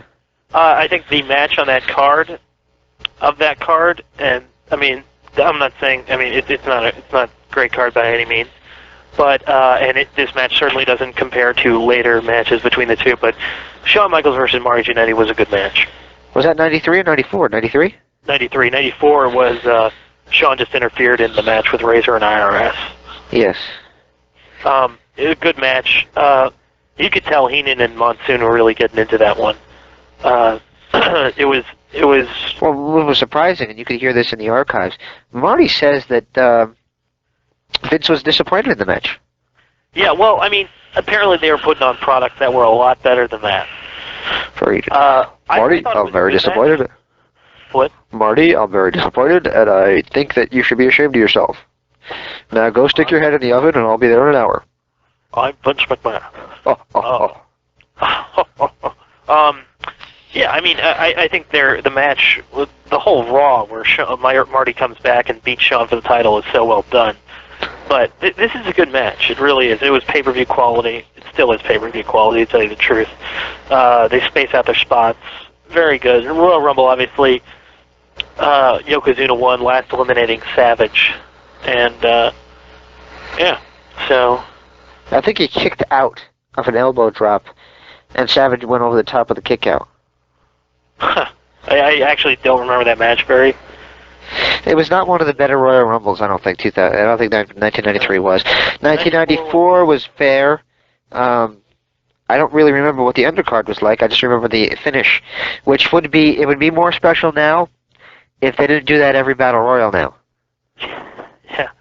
Yeah, I guess we'll talk about the finish in the world title match. Well, the world title match was Yokozuna versus The Undertaker in a casket match, which if you're watching the Royal Rumble now, they're essentially doing the same thing with Undertaker and Heidenreich. Yokozuna was afraid of caskets, he was afraid of The Undertaker in this one, and people were actually believing that Undertaker could walk out of this with the World Heavyweight title. And the end of this match actually set up the Undertaker versus Undertaker feud that I thought was vastly underrated. Match aside, I thought the angle itself was good of two Undertakers. But at the end of Did that make WrestleCrap? It did make WrestleCrap. Yes, I actually... We're talking about the book, obviously, WrestleCrap. We're going to try to get R.D. Reynolds on the show. Yeah, so... So everyone knows, I just actually sat down and watched the WrestleCrap tape that he released. He has a WrestleCrap tape? Yeah, it was from the early 90s. Huh. And it has, like, Samba Simba, which was Tony Atlas's horrible gimmick. But, you know, he has clips of this stuff. Some of the stuff he puts in there, I don't think was bad. Yeah, it's not. I think he exaggerates it as bad. Has, and with all due respect to him, has a different opinion than you and I do of things. He's more... I don't think he understands you need characters. Yeah. Well, I mean, granted, I'd love to talk to him about this because I had a few issues with what he wrote, but granted, it is a good book. Pick it up. It's a good read. This is the Death of WCW or WrestleCrap? No, this is the Death of WCW I'm going to pick up very soon, but it's the WrestleCrap. You can find it on WrestleCrap.com, I believe. If not, just Google search it. And it's whether you agree with it or not doesn't make it a bad read. I didn't agree with a lot of things Flair said in his book. It's a great read. Same with this. Pick it up. It's definitely a nice... It's a lot of cool stuff that you could... That was days gone by that you can just check out. But yeah, check it out, and hopefully we'll have RD on. We can talk about it. But is he British by chance, or no? I think he probably is. I'm not sure. I don't know. I'll have to find that out, because I'd like to talk to him, but if I did, I'd have to get a phone card. That's the only thing I'm thinking. Anyway. Back to, so at the end of the casket match, Zuna beats Undertaker because literally 12 people come in the ring. And which first of all, that makes Yokozuna world champion, so he's strong regardless. And the Undertaker looks like it took 12 people to beat him. Yeah, because even during the 12, he was still fighting back. I mean, there was Tatanka came in, Tenryu or whatever his name is, the other Kabuki or whatever. Jeff Jarrett came in, Wang came in. I want to say Crush. A lot of guys came in. Diesel eventually came in. It just seemed like they couldn't do anything, and they weren't even stopping him. All 12 guys were getting nailed back, which really was paid off for the Undertaker character, because in later years you could reap dividends from that. But they finally threw the urn down, and the smoke came out of it. And obviously, as we all know, the urn contained the Undertaker's parents that were burned in the fire, and that's where his power came from. So then he was eventually put in the casket. Not a bad match. It was told the story, worked well. And then, of course, the Royal Rumble match. Which, like I said, the ending would have been a lot more special had they not done the same ending at the end of every Battle Royal in the past, 2 years, 3 years. Done by Edge and Benoit. And it was also done last year by, I think, if I'm not mistaken, wasn't it Benoit and Cena? In 2003? You mean on SmackDown? Yes. I didn't watch SmackDown during that brief period, but... I believe it was 2003. I want to say it was Benoit and Cena. They did the thing. Maybe. I mean, I don't know. I couldn't dispute that. Yeah. Fun trivia question. If you want to email us about it, then whatever. But post it on the forums. Yes, post it on the forums. All right, forums, everybody. Bret Hart and Luger obviously won. Shawn Michaels being eliminated last. Shawn did a fantastic job of thinking people were going to push him out. Diesel set a then record of eliminating about 7 people, I believe. So it was a fair Rumble, and it set up a good WrestleMania. So let's head on to 1995. 1995. What? 1985. That's what I said, didn't I? You said 80. I think I said 90, but we'll hear it later. Okay. Intercontinental title match. Jarrett and Razor Ramon. Please say what you will about this, about these matches. The only thing I could say about those two, and I love Jarrett, I love Razor, I love Scott Hall, you know that. Every time they worked together, they had a formula that they followed. It was the same match, just a different formula, you know? That was the truth in WWF. They fought a couple times in WCW, that was what it was. And they fought in TNA, and that's what it was. It was just the same formulaic match. You know, Scott Hall gets him in the sleeper, he goes down, Jarrett fights out of it. They shoulder block each other, they're down, and somehow it ends either in a razor's edge or Jarrett somehow slips out. The elbows. What'd you say? You forgot the elbows. Oh, yeah. Elbow drops. It's just formulaic. Of course, this was Jarrett's first Intercontinental title win, beating Razor. And, you know, it set up their match. This is 95. Set up very nicely at WrestleMania 11. And then, of course, we had the World Heavyweight title match, Diesel versus Brett. Not one of their better matches.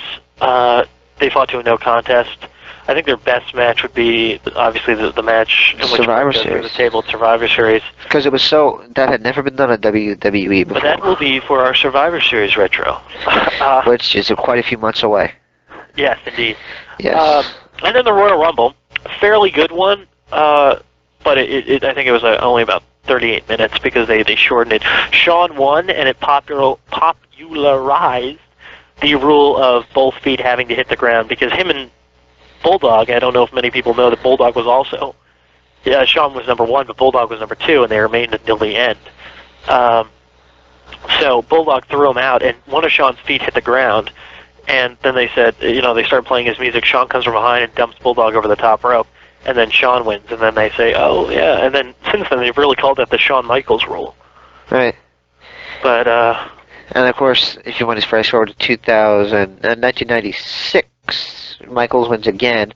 If I'm not mistaken, was it Brett and Undertaker in that card? Yeah, well, let's get to that one right now. Yeah, Royal Rumble 96, not that bad.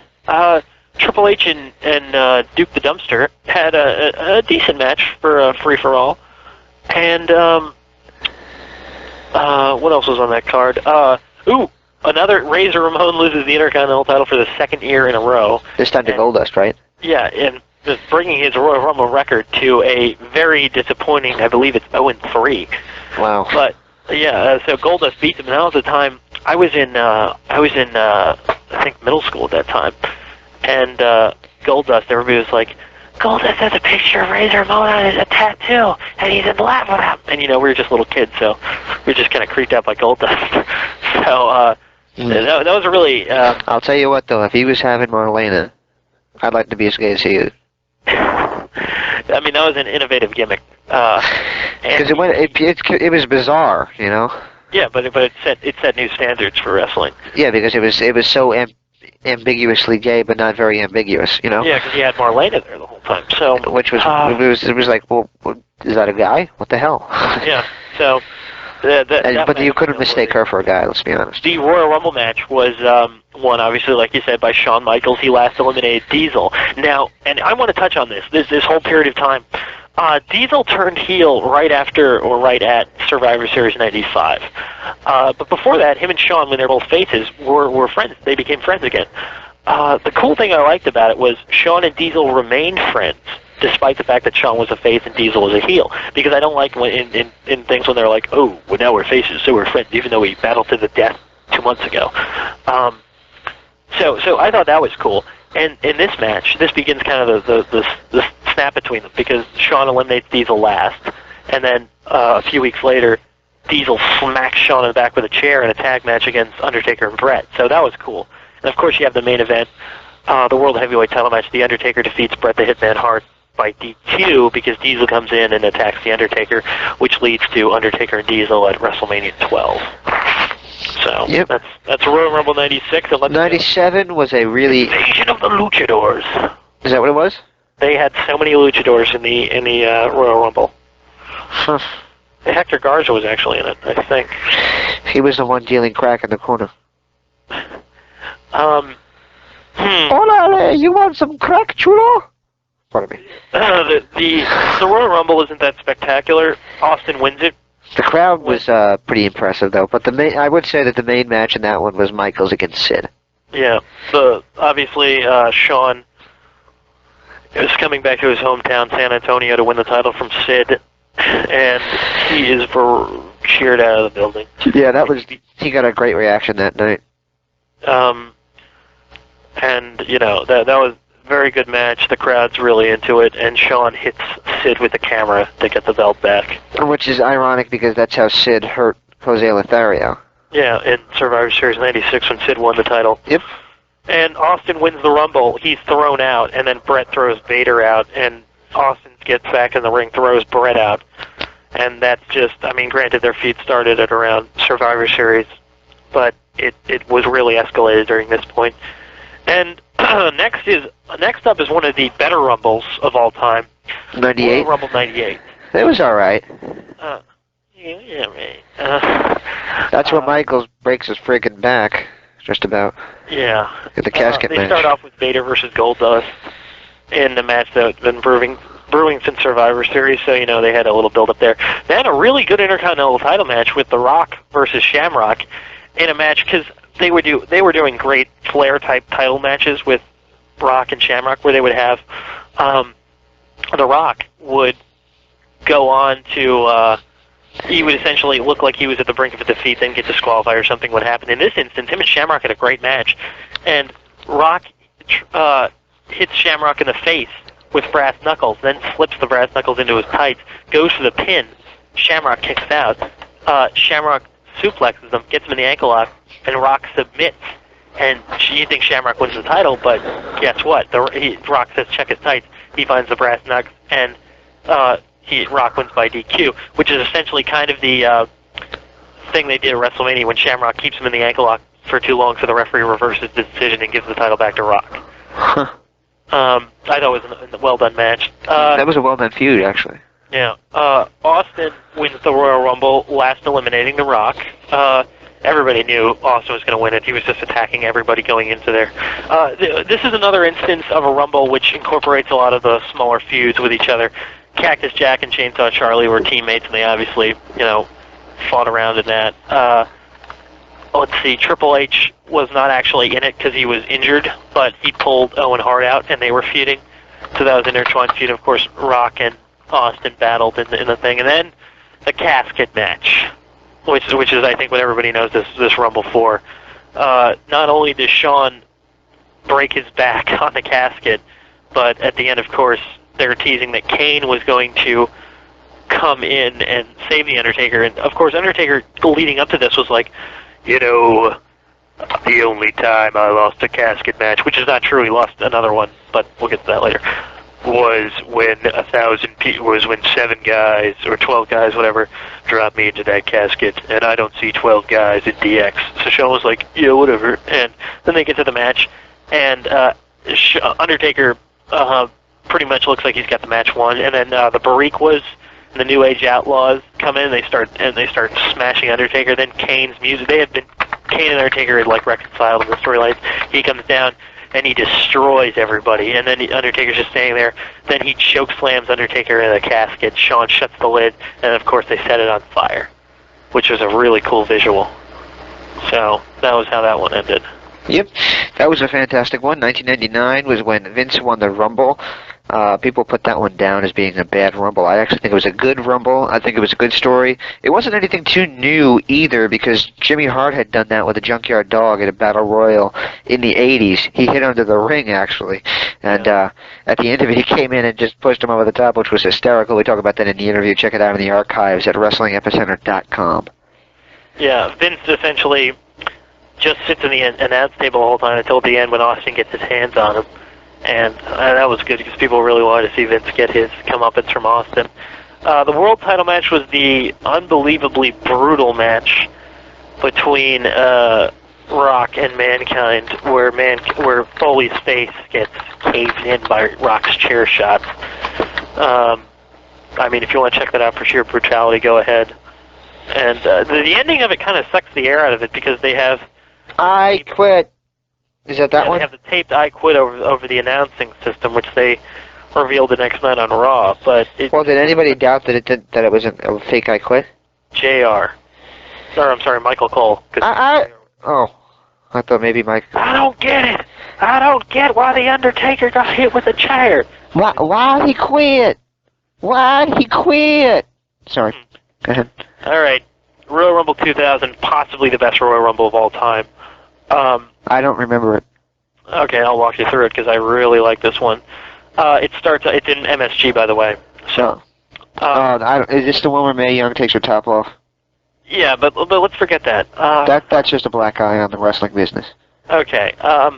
Okay. In the first thing, they've been promoting Taz for weeks with his little thing, and then Angle goes out there. He's obviously on an undefeated streak, and he comes out, and he's like, "You know what? Tonight I'm going to be your champion because I know if we waited for the New York Knicks to bring home a championship, we'd probably be waiting forever." And so he tells the guy, he's like, "Whoever my mystery opponent is, come on out and give it your best shot because one day you can tell your grandkids about it." Taz, obviously the antithesis of Kurt Angle, comes out. The crowd is so into him because they're in New York, obviously. He suplexes the living crap out of Angle, and then he chokes him out with the Taz mission, which Kurt said, "I was choked out, it was illegal, I win by DQ," but Taz wins the match. One of the first tables match in WWE history, landmark, between Hardy Boys and the Dudley Boys. The Hardy Boys win, beat the Dudley Boys at their own game, and actually a well done match. It's a spot fest, but there's some good stuff in there. Of course, followed by the bikini contest. Forget that. Then they had the Intercontinental title match. Jericho and Chyna were co-holders, and of course, Hardcore Holly had been trying to get it. This is when he was actually taken seriously as a contender. Right. And Jericho won and became the undisputed champion. The crowd really seemed to enjoy that. Then, of course, one of a great world heavyweight title match, Triple H and Cactus Jack in a street fight match. It's brutal. It's hardcore. It is chock full of psychology, though. In fact, there's a part that's just so brutal when Cactus gets pedigreed on thumbtacks. Absolutely. I remember that. Yeah, it's just insane. They had some really, really good matches together. Yeah, they do have fantastic chemistry, and that was no exception. Everybody always remembers them for their Hell in a Cell match, just because it's Hell in a Cell. I think if you're going to see any Foley Triple H match, this is the one. Obviously, the Royal Rumble was won by The Rock, last eliminating the Big Show, and obviously footage later showed Big Show was in when Rock's feet were touching, but Rock officially won the Royal Rumble. Pretty good Rumble. Had a lot of stars. So, yeah, that was 2000. Do you want to take 2001? Sure, if I remembered it. The world title match was Angle and Triple H. Rumble was the one Austin won. It was the Drew Carey one. Oh, okay. Yeah, that was a pretty funny one with Kane and Drew Carey. Yeah, Kane the last eliminated, by the way. Yes. And then, of course, you go to fast forward to 2002, which was, I believe, the return of Triple H.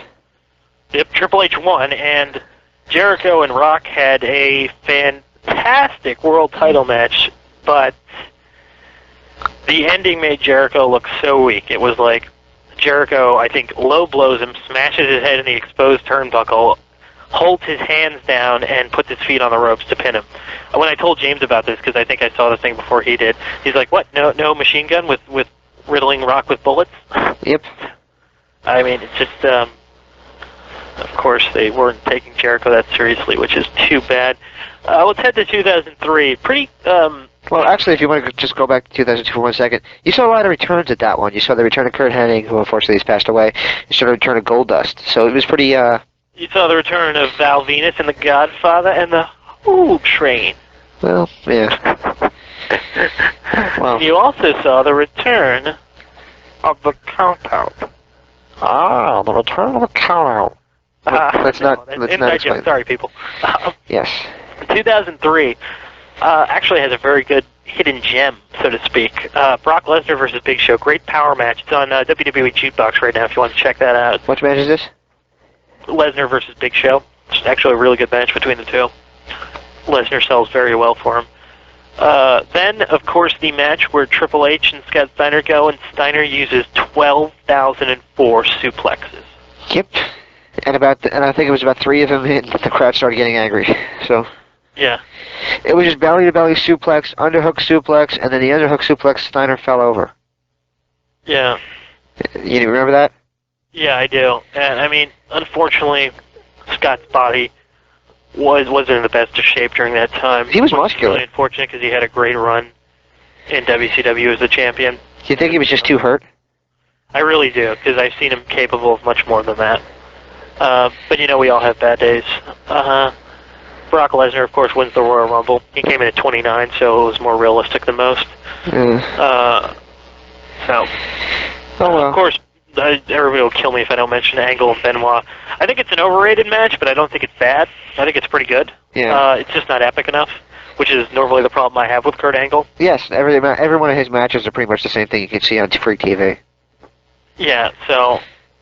There's never that gray area where he steps it up a notch, because I think he's already stepping it up a notch. Yeah. But that's the problem. Anyway, let's fast forward to 2004. I thought the Rumble was actually pretty good. It was told a good story with Benoit. The elimination was real good. How he had to maneuver the Big Show over the top rope. Yeah.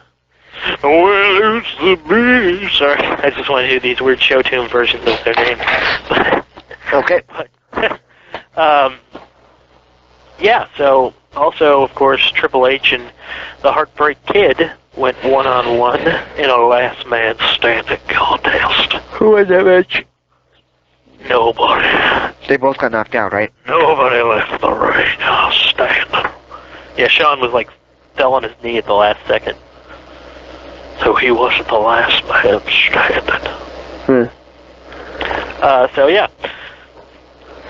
So it could be a good Rumble this Sunday. It could not be. I don't know. But fun fact, Matt Morgan was in the 2004 Royal Rumble. Yes, remember Matt Morgan? Absolutely not. Is that the one? Is that the one that Big JR, that good old JR said, "This guy's gonna be something. Keep your eye on this guy." I don't know, but let's go into a fantasy scenario where Matt Morgan is refereeing a match between Bret Hart and The Undertaker, and Matt Morgan accidentally hits The Undertaker with a chair after he's aiming for Bret Hart. Okay. Here's the announcing, okay? Okay. I don't get it. Why'd the guy that's gonna be somebody hit him with the chair? JR, why? I don't understand. Anyone, by the way, we're talking about 97 SummerSlam. Watch the tape and listen to JR's reaction. King and Vince try to explain it to him, but for some reason, the whole time he's like, I don't get it. Why did Shawn hit The Undertaker with a chair? And then we're like, because he was trying to hit Bret. And he missed. And that's one of the few times JR's messed up. I mean, JR's a real good announcer. But he did it for weeks, though. And he did it, and this, I will also say this, I was watching last week's Raw because I stupidly forgot to tape this week's. Snitsky comes in. It was a whole Simon D thing, so this is 2 weeks ago, actually. Snitsky came in and he was beating Kane with the weightlifting belt. Yeah. And JR said a couple times, Simon Dean wailing away on Kane. So. Well.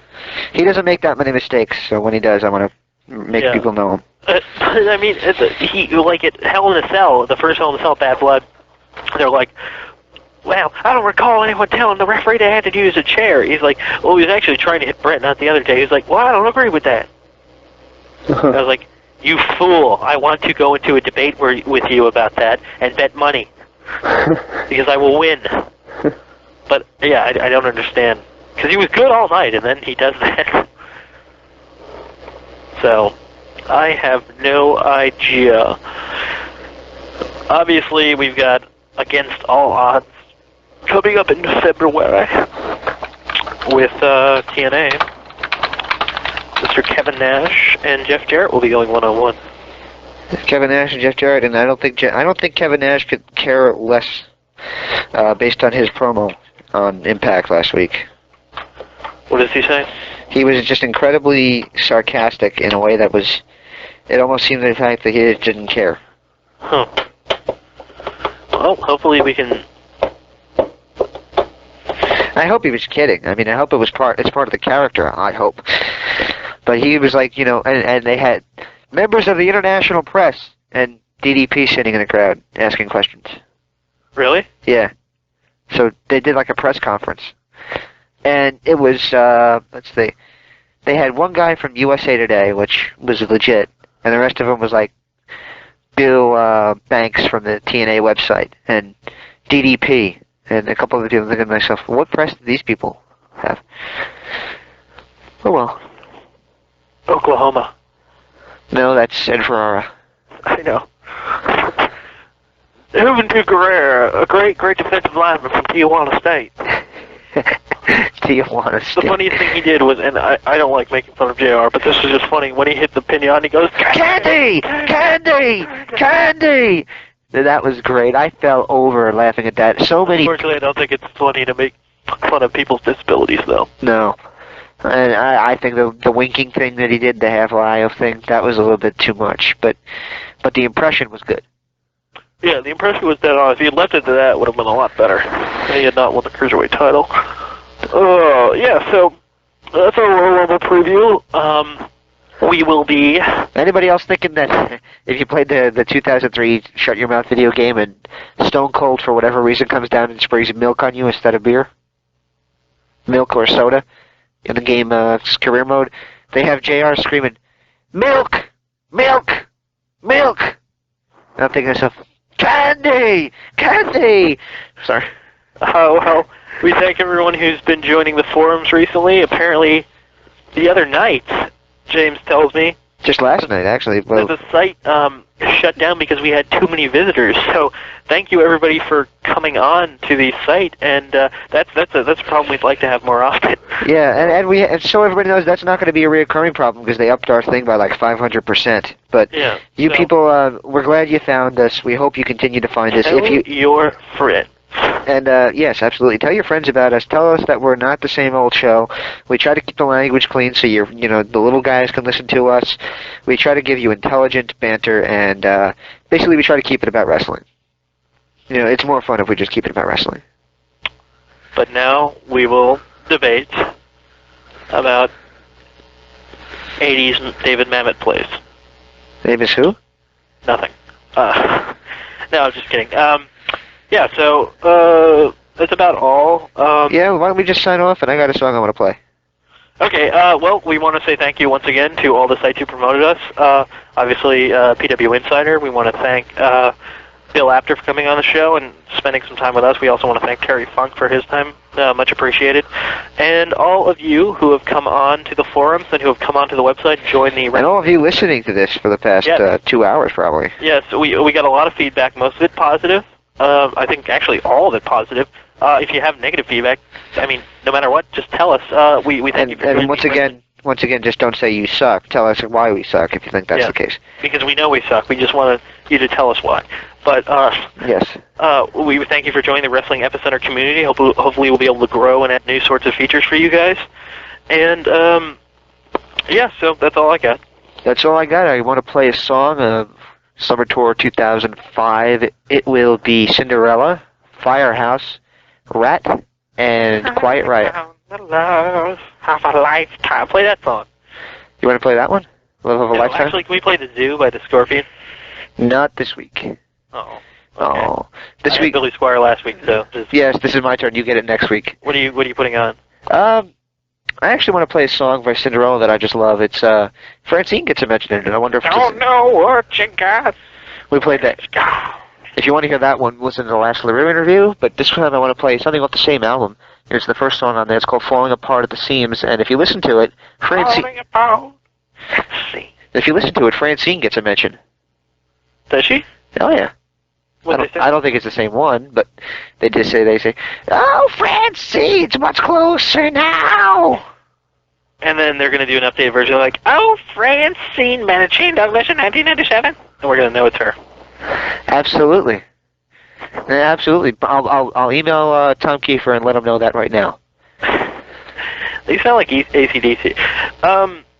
Yeah. So hopefully we will have in the near future we will have Hot Rod, Rowdy Piper. Of course, the American Dream, the road, yes, if you will. The American Dream. That would be absolutely fantastic. We're going to try to make that happen. And we're going to have Missy Hyatt join us again just to have fun with Missy. Missy always gets good feedback when she's on, so we'd like to make her a little bit more regular. We're going to introduce a segment called probably our ROH recap or ROH roundup. Independent roundup. Independent roundup, yeah, that sounds good. Roundup. Then we can have, like, I don't know, Western music. Now, No, we're gonna have two guys on, right?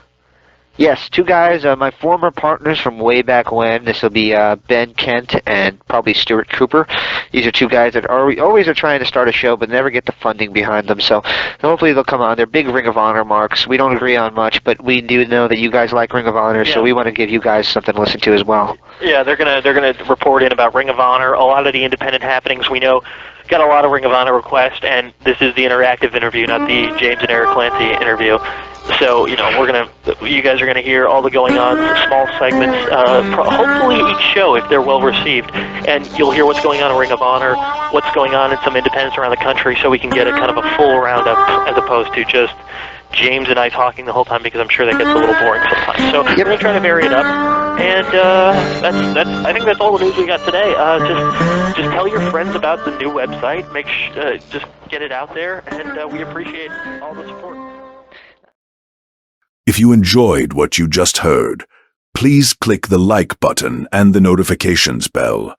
And consider subscribing. It really helps. Thank you.